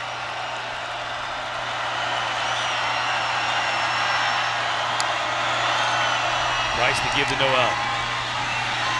He just fights for a couple, but it'll bring up, again, 4th down. And saw the Mountaineers go for it on the last 4th down. This is 4th down and 2, a little bit shorter than their last 4th down try, but it looks like they're going to keep the offense on the field again. And I'm okay with the stretch play there if you know you're going to go for it on 4th down. Bryce, the fake to Noel. Now he wants to go in the end zone. Comes short to Williams. And a nice check down by Chase Bryce to move the sticks. Really nice patience from Chase Bryce. He's got to wait on this route. Here you see the bunch, create some space. Nice job by just shutting that route down by Malik Williams. That play takes protection up front, and Chase Bryce was able to get it. And then a nice job just not rushing through and delivering that football too early. Good call, good conversion. Williams hobbling a little bit. 1st down and goal. You got the wide side of the field here. It's where you want to just get that stretch play going. Goal in the middle. Net, driven back after a couple. The consistency has not been there for the App State rushing attack. Whether it's been penetration from the defensive line, safeties screaming down in run support, linebackers meeting those backs at or near the backfield. This Cajun defense, they're just not giving up anything easy to App State tonight. 2 tight ends now, call them H-bats, flanking Chase Bryce. Fake to Noel. Bryce is going to keep it himself. To the goal line, and he gets in. Good effort by Chase Bryce. Mountaineers answer.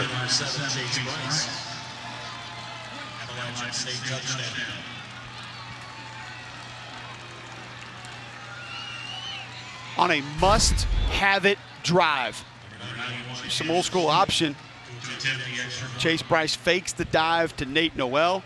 You see Pearson and Evans out leading the way. They're going to pull some of those defenders flat. It's not totally different from what we saw Arkansas try twice against Ole Miss over the weekend. Worked the first time, did not work the second time. No pass option on this particular play. A little more true option, but good execution from Chase Bryce nonetheless. State buries the try, and as we were at the half, we are at a 14-point game. Louisiana has scored. App State has answered. It's a lead for the Cajuns in the 3rd.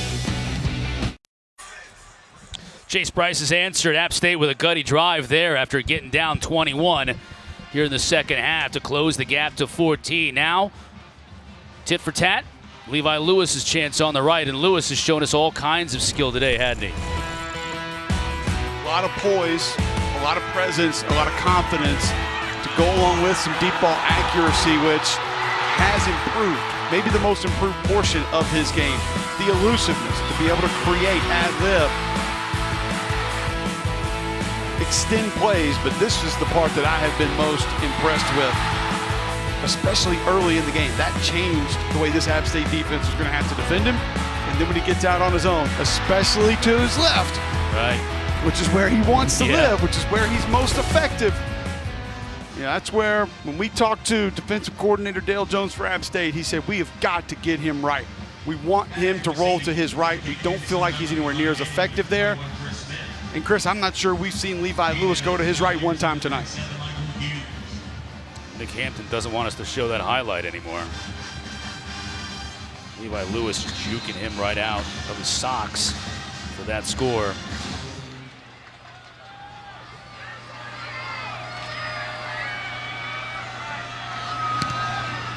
Smith on the return. We'll try and make something out of it. Starting from his own 2. Won't make much out of it. Stop before he got to the 20, and then we get a flag. A lot of laundry tonight.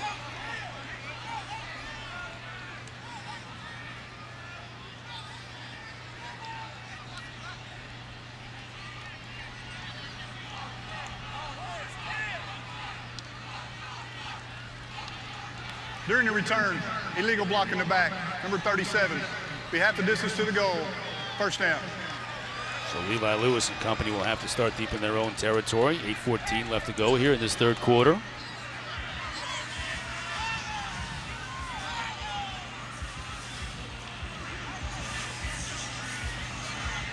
Louisiana playing out of the Western Division in the Sun Belt.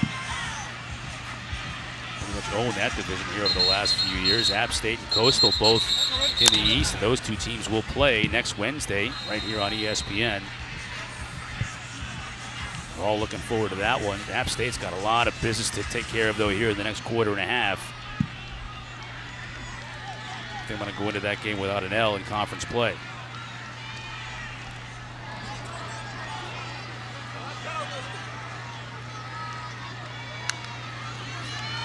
Lewis to throw from his own end zone. Dancing around out there and just chucks it into the first row. Those were the formations that I thought we were going to get a little bit more of from the Ragin Cajuns tonight. Some extra tight ends to one side, some traditional unbalanced looks to try to get this App State defense lined up incorrectly. Thought they'd be able to steal some yards that way, but honestly, Chris, with the explosive plays early on, haven't had to show a lot of that tonight. Now you want to grind some clock. So another two tight end set here. One in line, one back as an H. Fake to Bailey. Lewis with a stiff arm, but all kinds of defenders out there, and he actually did well to get what he could. Got an injured player on the field, and that is a member of this App State defense. That's Dante Small, and staff quickly out to see about his condition. Staff from both sidelines out there to check on Dante Small. We'll keep an eye on him and let you know what's going on when we come back.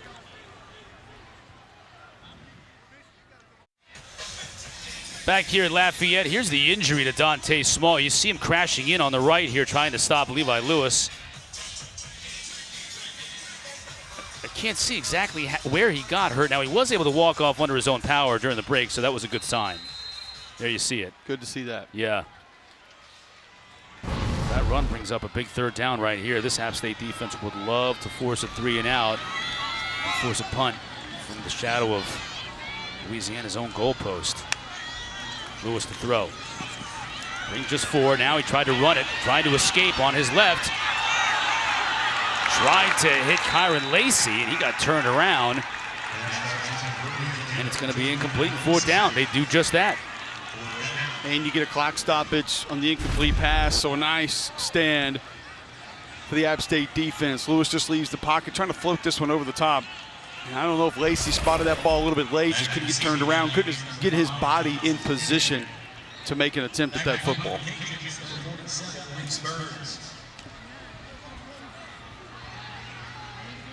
So now Reese Burns from inside his own end zone will try and uncork one. Hennigan is back to receive it. Hennigan from his 38. He'll be able to return this one. Picks up about 6 yards. 2 4th down conversions for App State on their last drive, Cole. They haven't converted a 3rd down, but they got 2 4th downs. Well, we mentioned in the first half, Chris, how there seemed to be some conservative play calling early on. Well, now you're aggressive here in the second half with this deficit, and it paid off for you. Chase Bryce makes a couple of big throws, and then obviously keeps on the option to bowl his way into the end zone. Chase Bryce going to have to be effective here down the stretch if App State's going to get back in this football game. Don't get away from the run. Stick with what got you here. Run your offense. Plenty of time left in this game. But they need their quarterback to make plays. Patrick Harrington. Not much, give him a couple of yards. Harrington, as we mentioned earlier, injured all of this year so far. Had 595 yards rushing last year, but this is his first action of the season. That stretch play played to perfection by Dalvin Hutchinson and Jaquan Nelson, 94-97. Penetration is what Rory Seagrass wants against that stretch play. He wants to get the offensive lineman moving back to force that play to either spill outside or have to cut back inside. They don't want to play it flat. Fake to Harrington. Bryce will look to throw. Over here to Hennigan, makes the catch. Into Louisiana territory, but he might be just shy of the first down. Braylon Trahan was there to make the stop. Looks like the spot's going to be 6 inches, maybe short of that stick. You know, Chris, that's one thing we haven't seen a lot of tonight either. Yards after contact for Appalachian State. These Ragin Cajun defenders done a pretty good job of, when they arrive at the ball carrier, getting them to the ground. Not a lot of extra yards tonight for App. Dalvin Hutchinson shaken up a little bit on the play, behind the play, being attended to by this Louisiana staff.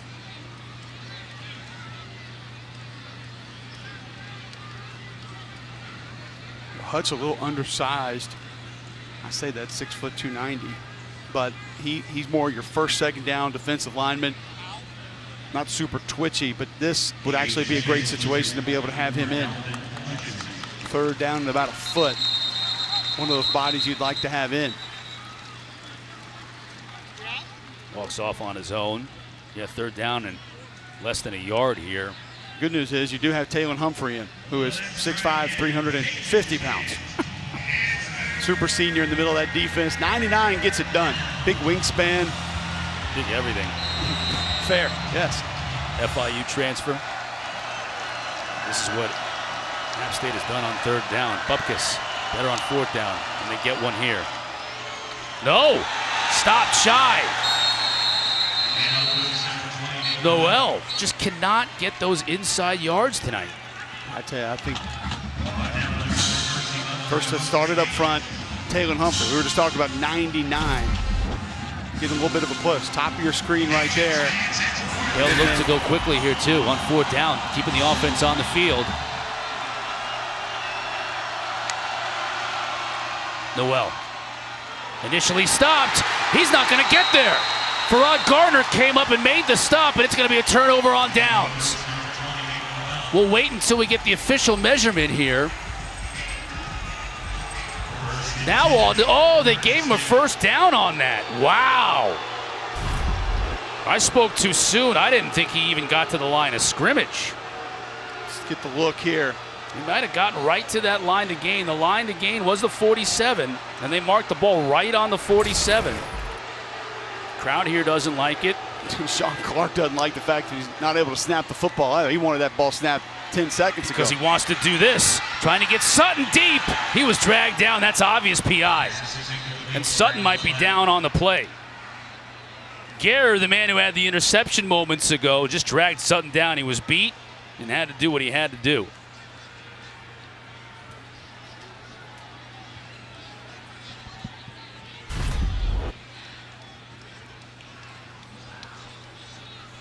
Safety help came late. You mentioned it. Beat on the play. Big opportunity there for App State to come up with an explosive. And Eric Guerre just felt like better to get him to the ground than give up that kind of a catch. And the App State training staff looking over Sutton. Pass interference, defense, number 19, 15-yard penalty, first down.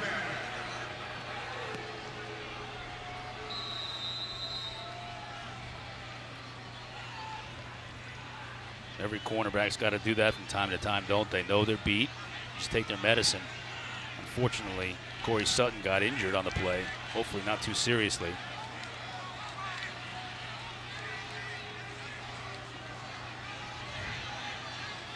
Injury bug starting to work on both these teams on a super hot night here in Lafayette. Good to see Sutton up and running. Yeah, really good to see. You wonder if he just kind of came down hard, knocked the wind out of him.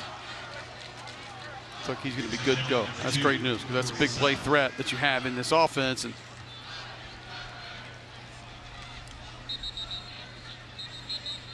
it's an area that I feel like this Appalachian State team is a little bit different than what we've seen the last few, going back 4 or 5 years. The ability to stretch the field, the ability to get those shot plays down the field. As we look at Frank Ponce calling this drive. Big Saturday lineup for you on ABC and ESPN, on the ESPN app. Check it out. UCF Cincinnati at noon. Purdue at Iowa. Iowa coming off the big win. Luckily, they're not at Purdue. Don't want to have a road game coming off that huge game against Penn State last weekend. They'll kick at 3:30. Then TCU at Oklahoma. Who's going to be the starting quarterback for the Sooners? Big question Saturday there. night. What a comeback for them last weekend against Texas. This would be a huge comeback tonight for App State if they can pull it off. Fresh set of downs. Bryce looking to throw once again. Pressure up the middle. He'll be sacked. That's Chris Moncrief getting involved from that linebacker spot. Patrick Toney has dialed up.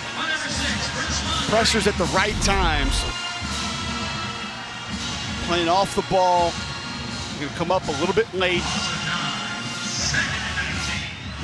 That's just a trigger blitz. See the back stay in on protection, go attack the quarterback. Back tries to go low. It's not going to be enough to get Chris Moncrief to the ground.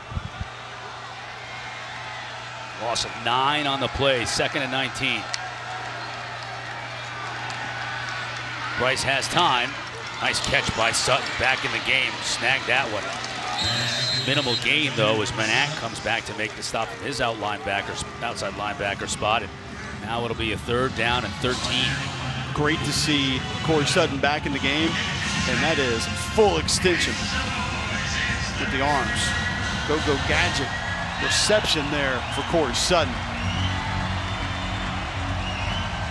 Clock ticking inside, 4 minutes to go in this 3rd quarter. App State trying to dig into that disadvantage. That was 14 points at the half, and it stands there now. 3rd and 13. Make it 14. A little delayed pressure. Sutton, a lot of hand fighting out there. Incomplete, no flag. And a word or two coming from Mekhi Gardner from that corner spot to Sutton.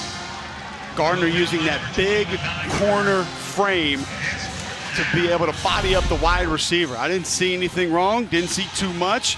Double twist up front from that defensive line, pretty good protection.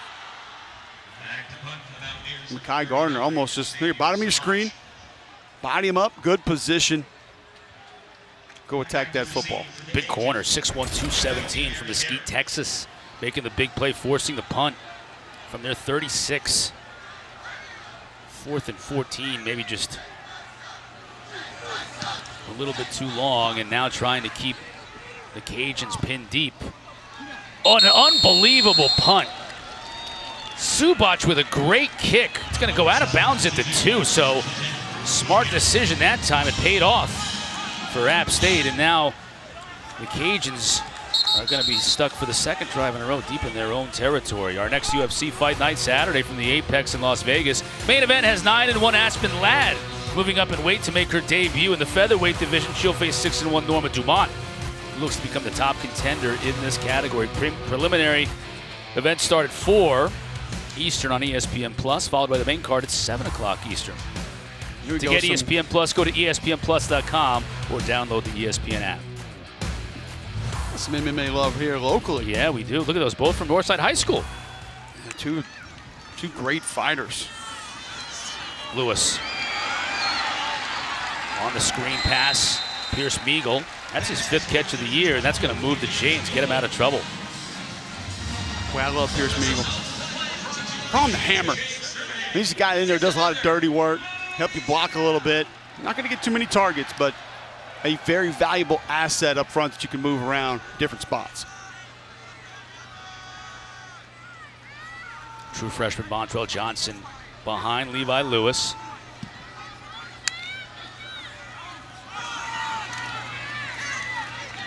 Not a great deal of room for Johnson, but he powers his way to pick up about a yard. Brendan Harrington on the stop clock inside of 3 minutes in this 3rd quarter. Some confusion there is the Hammer, Pierce Meagle, as we just mentioned. He comes across, looks like a split zone play, but then Johnny Lumpkin from the other H, he also comes across. Here you go, right in the backfield. Not supposed to block him. Don't block the guy in the red helmet. Find a guy in a yellow helmet to block. They could have gone full Florida and just blocked their own guy, so it's good that they avoided that. Result of the play was not what they had hoped, only about a yard and a half, so it's 2nd down and 8. Johnson again on the cutback, has a little bit more room. 3rd down and 2. You see that a lot on the stretch, don't you? When the defense blows completely by you and you get a little backside opening. And a lot of them are taught to hit it that way. My favorite formation in football right there. 12 formation, single back, both tight ends, hand in the day. On each side of the line of scrimmage, it evens it out, it widens the defense, gives you so many different lanes that you can attack. And I tell you, that's a great open field tackle on that play, because full head of steam getting north and south. Now we got some fun formations happening here. 3rd down and 2. Johnson, a lot of room to run. Now to the outside. To midfield.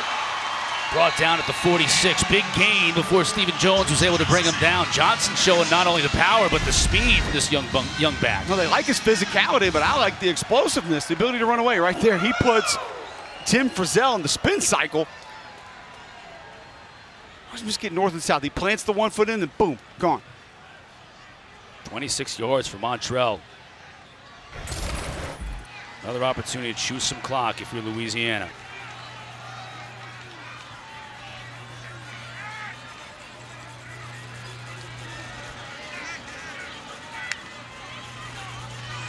Once again, Montreal sidesteps his way into that 2nd level. Good yardage on 1st down. Give him about 5.5. You saw when Levi Lewis moves the back, you want to put him the same side as your tight end. Then your tight end can't split back across the zone. You want to get that opposite look to cause the visual deception of the linebackers. One thing that you talked about a little bit earlier, can give you those cutback lanes sometimes. Sometimes that cutter will come across and they'll seal the backside. That allows you to get north and south. And then we just saw a moment ago where that tight end will leak out. Good coverage by App State when they did it, but that play could be there later. Smith carried. Huge hole for him on the left side. Pushes a blocker in front, and they'll move the chains. And the pile continues to move. Finally, they blow the play dead, but it's another big gain for these running backs. And now all of a sudden, you're starting to see a little more chunk plays. Once again, get strong with one arm. We mentioned it down on the touchdown run, but 64 Shane Velo doing it again. Get strong with that right arm, shoving him out to the outside for another big gain for the Ragin Cajuns. Chris Cotter and Cole Kubelik with you, Cajun Field. The start of Fun Belt action, midweek Fun Belt action here on ESPN. Next week it's Coastal and App State. You got a quarter to play here. App State needs a big comeback, and right now, the Louisiana Ragin Cajuns have the lead, a 2-score lead. By the way, that's driving. Appetizer State. Don't hate. Right. I'm here for it. Correct. What's there to hate about that? Give me the blooming onions, all of them. If I could get a scholarship there, I'd go. Ooh, still on his feet. Smith. They didn't blow the whistle. Now he hurls a defender. That's one of the runs of the year for the Cajuns.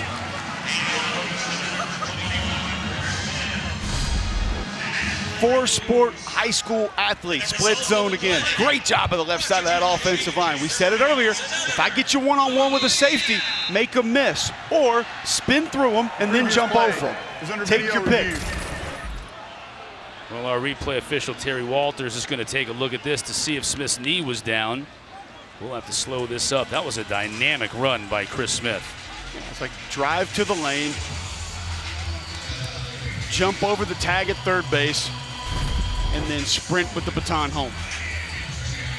Let's see if the knee hits here. It's going to be close. That knee hit. Yeah. That's a shame. But we got to see it anyways, even if it won't count. Look at that hole. Goodness gracious. Ken Marks, the left tackle. That is a kick-out block, folks. Yep. That's so athletic right there. And then he's got a lineman downfield, A.J. Gilly, who they were raving about. You talk about Marks and Osiris, Max Mitchell, Shane Velo. Well, A.J. Gilly's the youngster in this group, number 53, and I love how Tim Leger, After video review, the runner's knee was down at the 24-yard line. First down. Yeah, they'll move him back to 24. Leger called him a people mover by nature. I love that. Love it. Human bulldozer. Yeah, he's what he was born to do. Really the only first-year starter in this group, so the inexperienced one of the bunch has done an excellent job filling in. Had 2 offensive linemen down during the season. As you see Jeff Nord there, Heads, the offensive line coach. for the Ragin Cajuns. Lost another in fall camp. Hoping to get one back here in the next week or two, but they have overcome a lot of injuries on this offensive line also.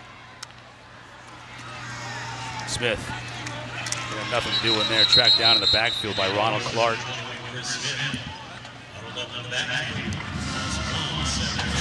Once again, this defense has got to bow up. Well, now you're seeing the overcommitment with numbers down in the box. You get safeties that get into the backfield that quickly. First thing Billy Napier's going to think is, okay, what do we have up top? I know we're running clock. I know we have a comfortable lead. We want to sit on that, but I'm not going to let you bring your safeties down all the way to the line of scrimmage as the ball snaps. Yeah, scared money don't make money. A lot of pressure around Lewis. Oh, the receiver didn't turn around. He fired a bullet out there. Jalen Williams just didn't get his head turned around. It was behind him anyway. Levi Lewis had a little pressure there off the play action. Watch pressure come off here left side. Gets in just a little bit late. And you mentioned it, Williams didn't locate that football. Not sure even if he did, it would have mattered. Ball thrown behind him.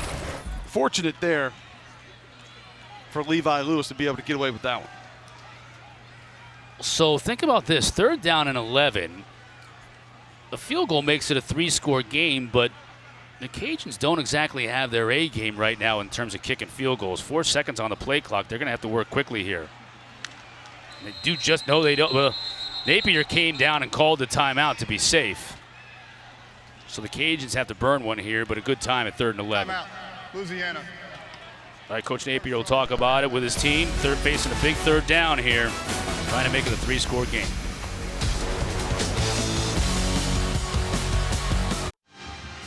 A lot to think about for Louisiana head coach Billy Napier. Ball on the 25-yard line, 3rd down and 11. Kicking game not really super strong for them, as basically veteran Nate Snyder and true freshman Logan Klotz have had a competition this week with Kenneth Almendaris, the starter, out for the year. But this may be two downs here to get this 1st down. Chris Smith now in motion. Lewis flagged out on the play. He's getting free a little bit here, though, and close to the 1st down. He won't get it, but he's gotten within a yard. Now, this could be an interesting decision, too. If it's offside against App State, they'll get a free play, but they won't be that close to the 1st down marker.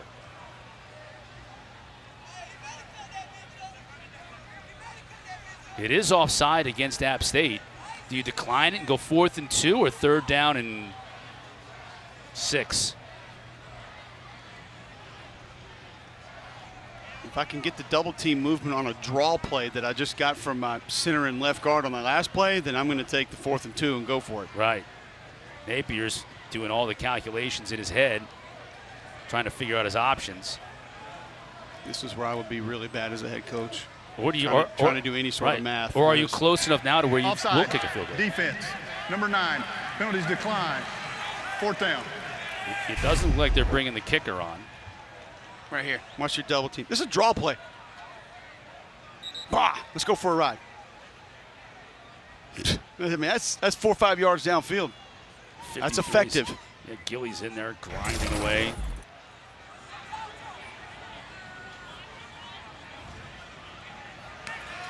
Offside. Defense, number 9. 5-yard penalty.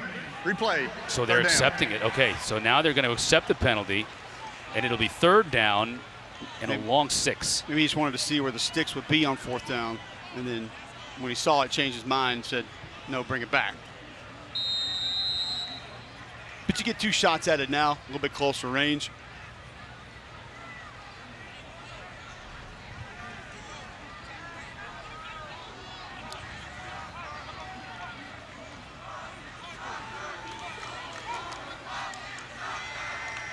Meagle in motion.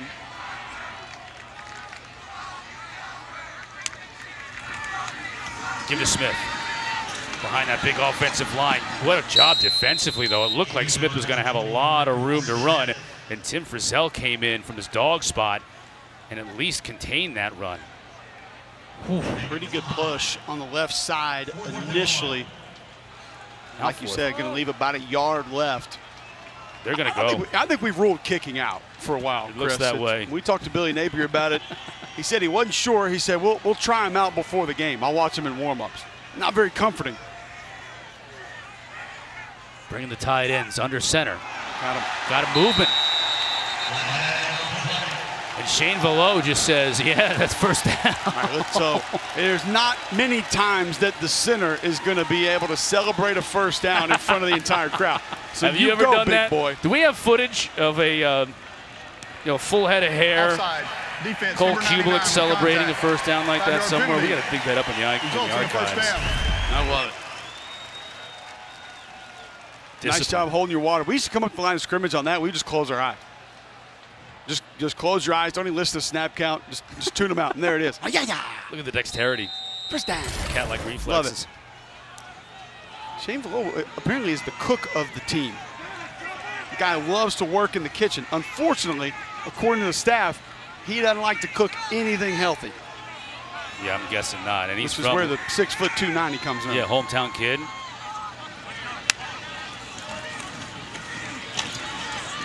Lewis trying to get to the edge, forced out of bounds at about the 3. Quarterback keeper by number 1, Levi Lewis. Good job, guys. Here you go, 1. We talked a lot about the offensive line. We've mentioned some of the tight ends. We've even mentioned some of the receivers in their blocking. And how about another running back? Montrell Johnson, 4 out front, former Arizona commit. A nice job sealing the perimeter there, helping open up a few extra yards, as this is becoming a demoralizing drive for the App State defense. Yeah, Montrell Johnson, the true freshman from New Orleans. Drive started at their own 2. Let's keep that in mind too. So the clock has been winding down.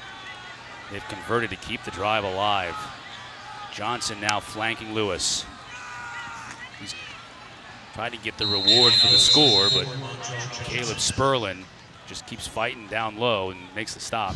Sperlin, you mentioned it earlier, 5'11", 235, defensive end, is a former walk-on. There he is, meets with the offensive line coaches every week. How cool is that? I mean, I love when college football players, they all say, well, if I could go back, I wouldn't change a thing. I'd have changed all kind of things. And when I hear the story that he used to go down there and meet with his offensive line coach, not his, but the team's offensive line coach, meet with the offensive line just to learn technique, fundamentals, hand placement, hat placement, signals, calls. That's pretty cool. Another score. The true freshman, Montrell Johnson, puts it on the board. And that offensive line right there, they can smell it, and they can celebrate too.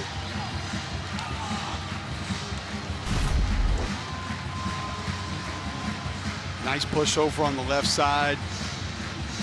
When you start seeing your opponent's helmets behind the goal line, you're in good shape. Running back's going to be able to make that work, and you go get the Rampage Jackson look going. And Napier's a lot more comfortable sending Snyder out there to kick PATs than he is to kick 40-yard field goals. 13 plays, 98 yards for that drive here to start the fourth quarter. Johnson finds Pater. His offensive line mates celebrating along with him. All Cajuns.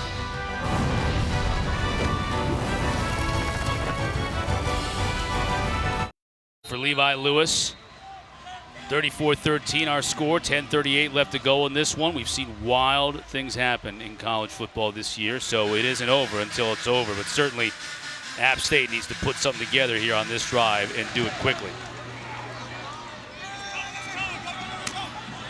Tucker on the return.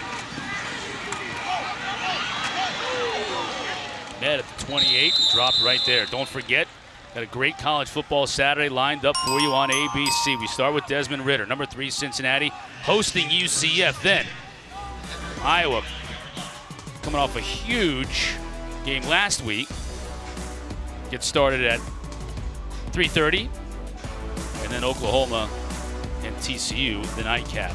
Those are our games on Thursday and Friday as well. I love the fact that we got a couple of games on Friday night. Let's go. Offside. Number 23 of the kicking team. 5 yards added to end the run. First down. App State comes into this game averaging 197 yards on the ground, and pretty much through recorded history, they run the ball for over 200 yards. Today, it's not so much. 67 yards on the ground. Got to put something together here. Fumble. Ball's on the ground. That may seal it. Recovered by Lorenzo McCaskill. It's been that kind of night for Sean Clark.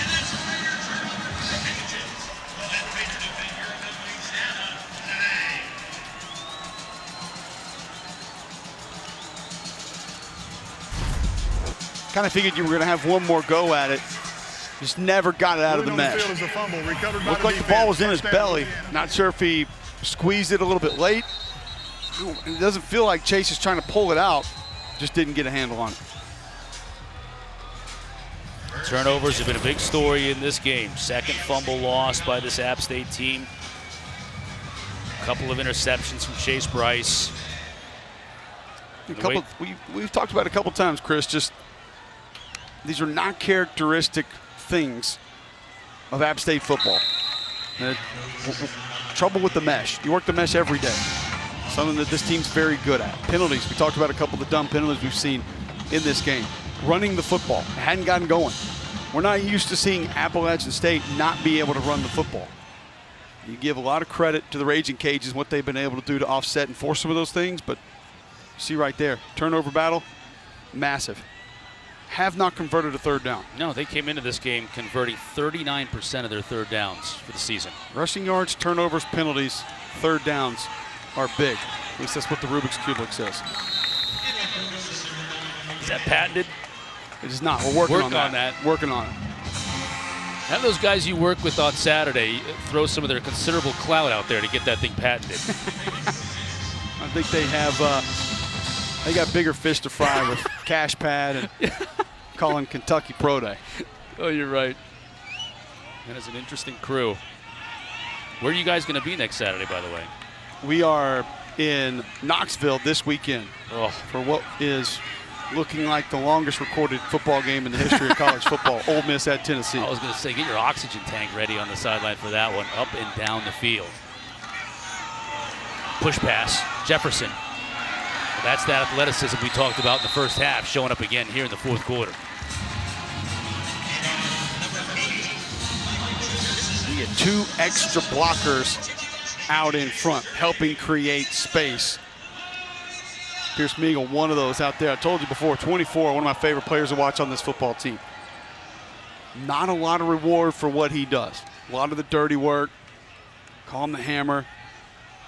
Just a gritty blocker, gritty player, tough, physical, but kind of that's what Billy Napier wants. He wants some of those guys on his football team. He wants some of the developmental guys.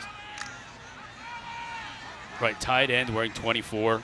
Just sort of, he would be like that football player that they have at Virginia, that position. Bailey breaks through, he'll score.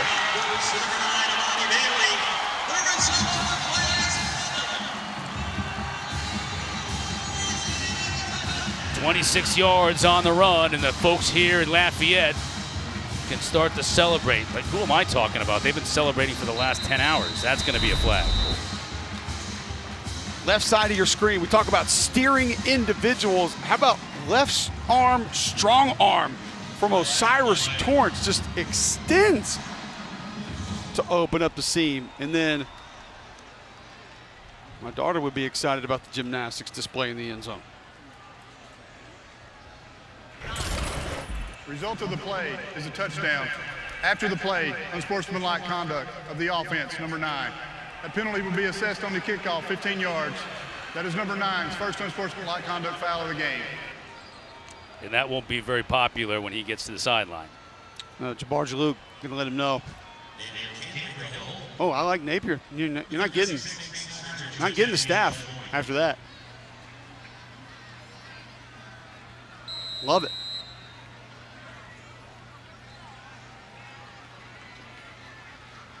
They call Amani Little Barry, and that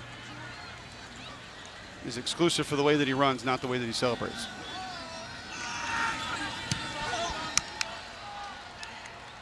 Yeah, they don't call him Little Bart Connor.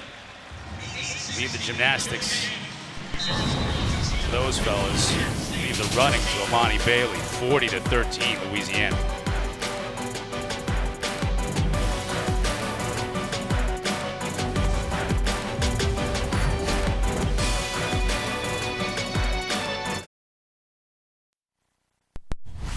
ESPN College Football Primetime is presented by Ram Trucks, Motor Trend's Truck of the Year for the 3rd year in a row.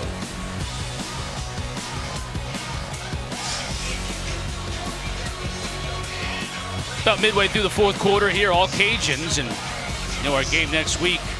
App State, they'll welcome Coastal Carolina into Boone next Wednesday, 7:30 on ESPN2. Anish and Lugs on the call there. Always great to go into Boone this time of year, especially. Tucker again on the return. After the 15-yard penalty was assessed, App State will be in a good spot here at the 38. Coastal's unbeaten though right now, and with this loss in conference for App State, now that game obviously carries significant importance. If they can somehow get the W over Coastal at home, and I wouldn't put it past them. It might be the most unique offense in college football, with how they have married the spread with some triple option wing tee principles. It is really cool. I had a chance to call their game against Campbell at home last year, be there on the surf turf and check them out, see what they're doing with Grayson McCall and Isaiah Likely, and just what they've done with Willie Korn helping direct that offense. It's fun to watch, and it is a difficult task to defend it. What a catch. Yeah, Harrington with a great one-arm catch. It'll be a loss of 3 yards, but that's the best 3-yard loss on a catch you'll ever see. You know, Coastal, they give you just enough of everything that you're going to have to prepare for. You have to prepare for the belly. You have to prepare for the old school trap. And then you have to prepare for some of the zone stuff. And then you have to prepare for some of the quarterback read stuff, not just in the option game, but in the zone read game. They throw some RPOs at you, good play action team. They can formation you in different ways. They can go up tempo.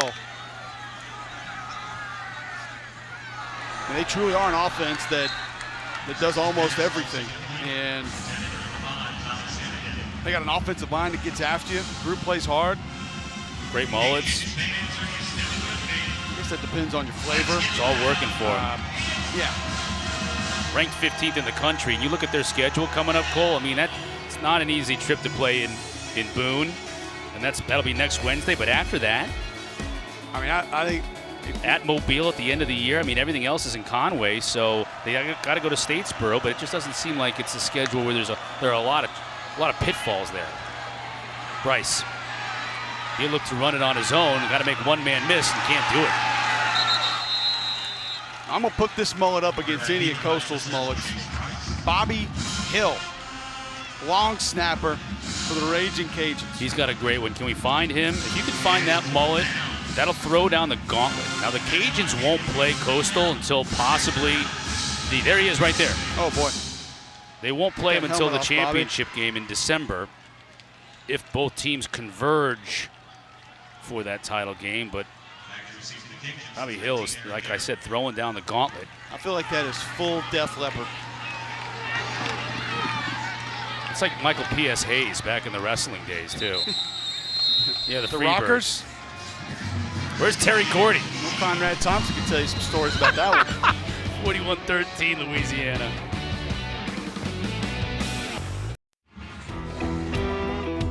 Spotlight brought to you by Tide. Our player spotlight is, of course, Levi Lewis. 15 of 25, 209 yards through the air. Had that one pick. Touchdown pass to Kyron Lacey. But really, he's just done a masterful job directing this offense. I think the explosive plays that he was able to create down the field early, especially early, that changed the way App State had to defend this football team and really allowed for the Ragin Cajuns to stay comfortable with their play calling. Johnson, the true freshman, getting more work here in the 4th quarter. That's 10 yards. There's nothing more than you like as an offensive coordinator, an offensive line coach, an offensive lineman, a running back than for your run game to get better as the game progresses and to become more dominant late in the game. And that's what you're seeing here from the Ragin Cajuns, beginning to lean on this App State football team. Now 207 yards on the ground as a team. And in absolute no hurry to run the next play. He had a couple injuries. They got a couple of guys that are playing beat up. Ken Marks hadn't really been 100% this year. Lost a couple of guys early in the season, so it's taking them some time to gel, but boy, they've looked good tonight. Johnson battling for a yard. He's up to 93 yards on the day on the ground.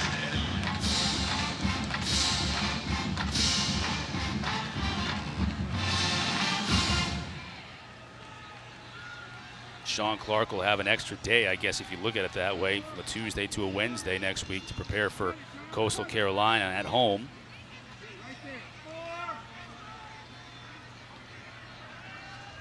You will need it based on what Jamie Chadwell and Willie Corn are going to draw up for you offensively.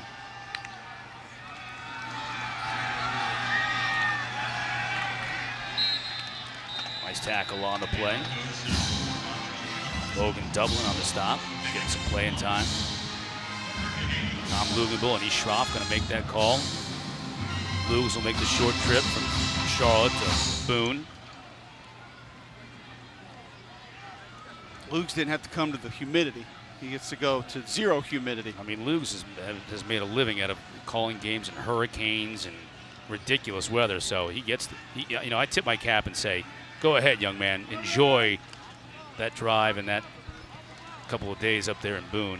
This time of year, gorgeous. I'll take rain over heat every single week. Johnson hurdles a defender. That's the second time we've seen a back from Louisiana do that tonight. So watch the right side of this offensive line. Right up here, you're going to get another double team that's just going to be monstrous. Latch on. Once again, let's go for a ride. Free tickets. Just 10, 15 yards downfield. Love it right there. Give a little round of applause. Yeah. Cajun fans know what's up. They know this offensive line did work tonight. It's a career night for Shane Velo. You get to celebrate a first down in front of the crowd. That rarely happens. And your coach checks you out early to get an ovation. Yeah, much of the offense coming out there. There's Velo. I mean, you just don't see that in football very often. Levi Lewis, night looks like it is finished. Chandler Fields in at quarterback. Now for the Ragin Cajuns, you'll see TJ Wisham. Homecoming king, TJ Wisham. Not an accomplishment I can claim. Never in the running, you and I. We were never even on the ballot. No, I would not have gotten many votes.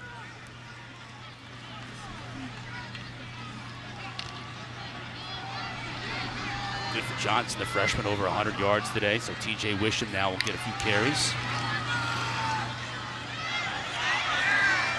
Bounces outside. Oh, nice run. Yep, picks up a first down. Sunbelt action this weekend. You can watch them on ESPN Plus. Troy at Texas State. Liberty's pretty darn good too, taking on Louisiana Monroe. And then don't forget the following week, Texas State at Georgia State down there in Atlanta.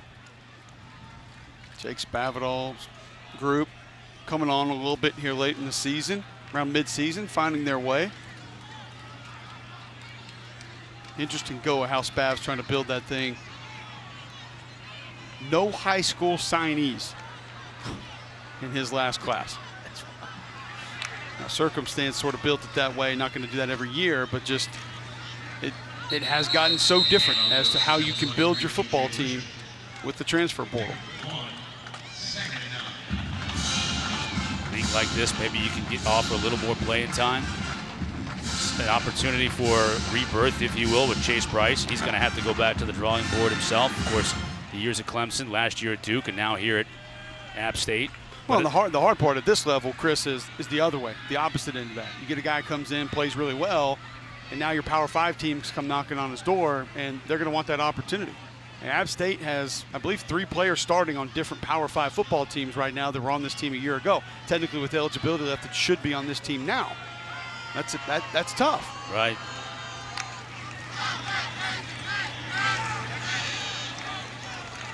Nick Saban told us about this right before SEC Media Days. He was asked about it in a press conference. He said, we don't see a lot of our good players going other places. I got a feeling there's some good players on other teams who want to come play for us. And what do you know? Jamison Williams comes in from Ohio State. He's running all over the place. All over the place. Kick returns for touchdowns, explosive plays at wide receiver. To'o comes in. He knows how to manage the defense. He's making tackles for him. You don't need many, but you plug one or two in, and guess what? Your football team's a little bit better. How about this Ragin Cajun football team, too, with so many players coming back and deciding to come back, and Elijah Mitchell and Trey Regis going to the NFL, 2 running backs from last year's team into the NFL. Yeah, Mitchell carrying the load for the 49ers towards the end of the game last week. And yet here they are running for 200-plus yards.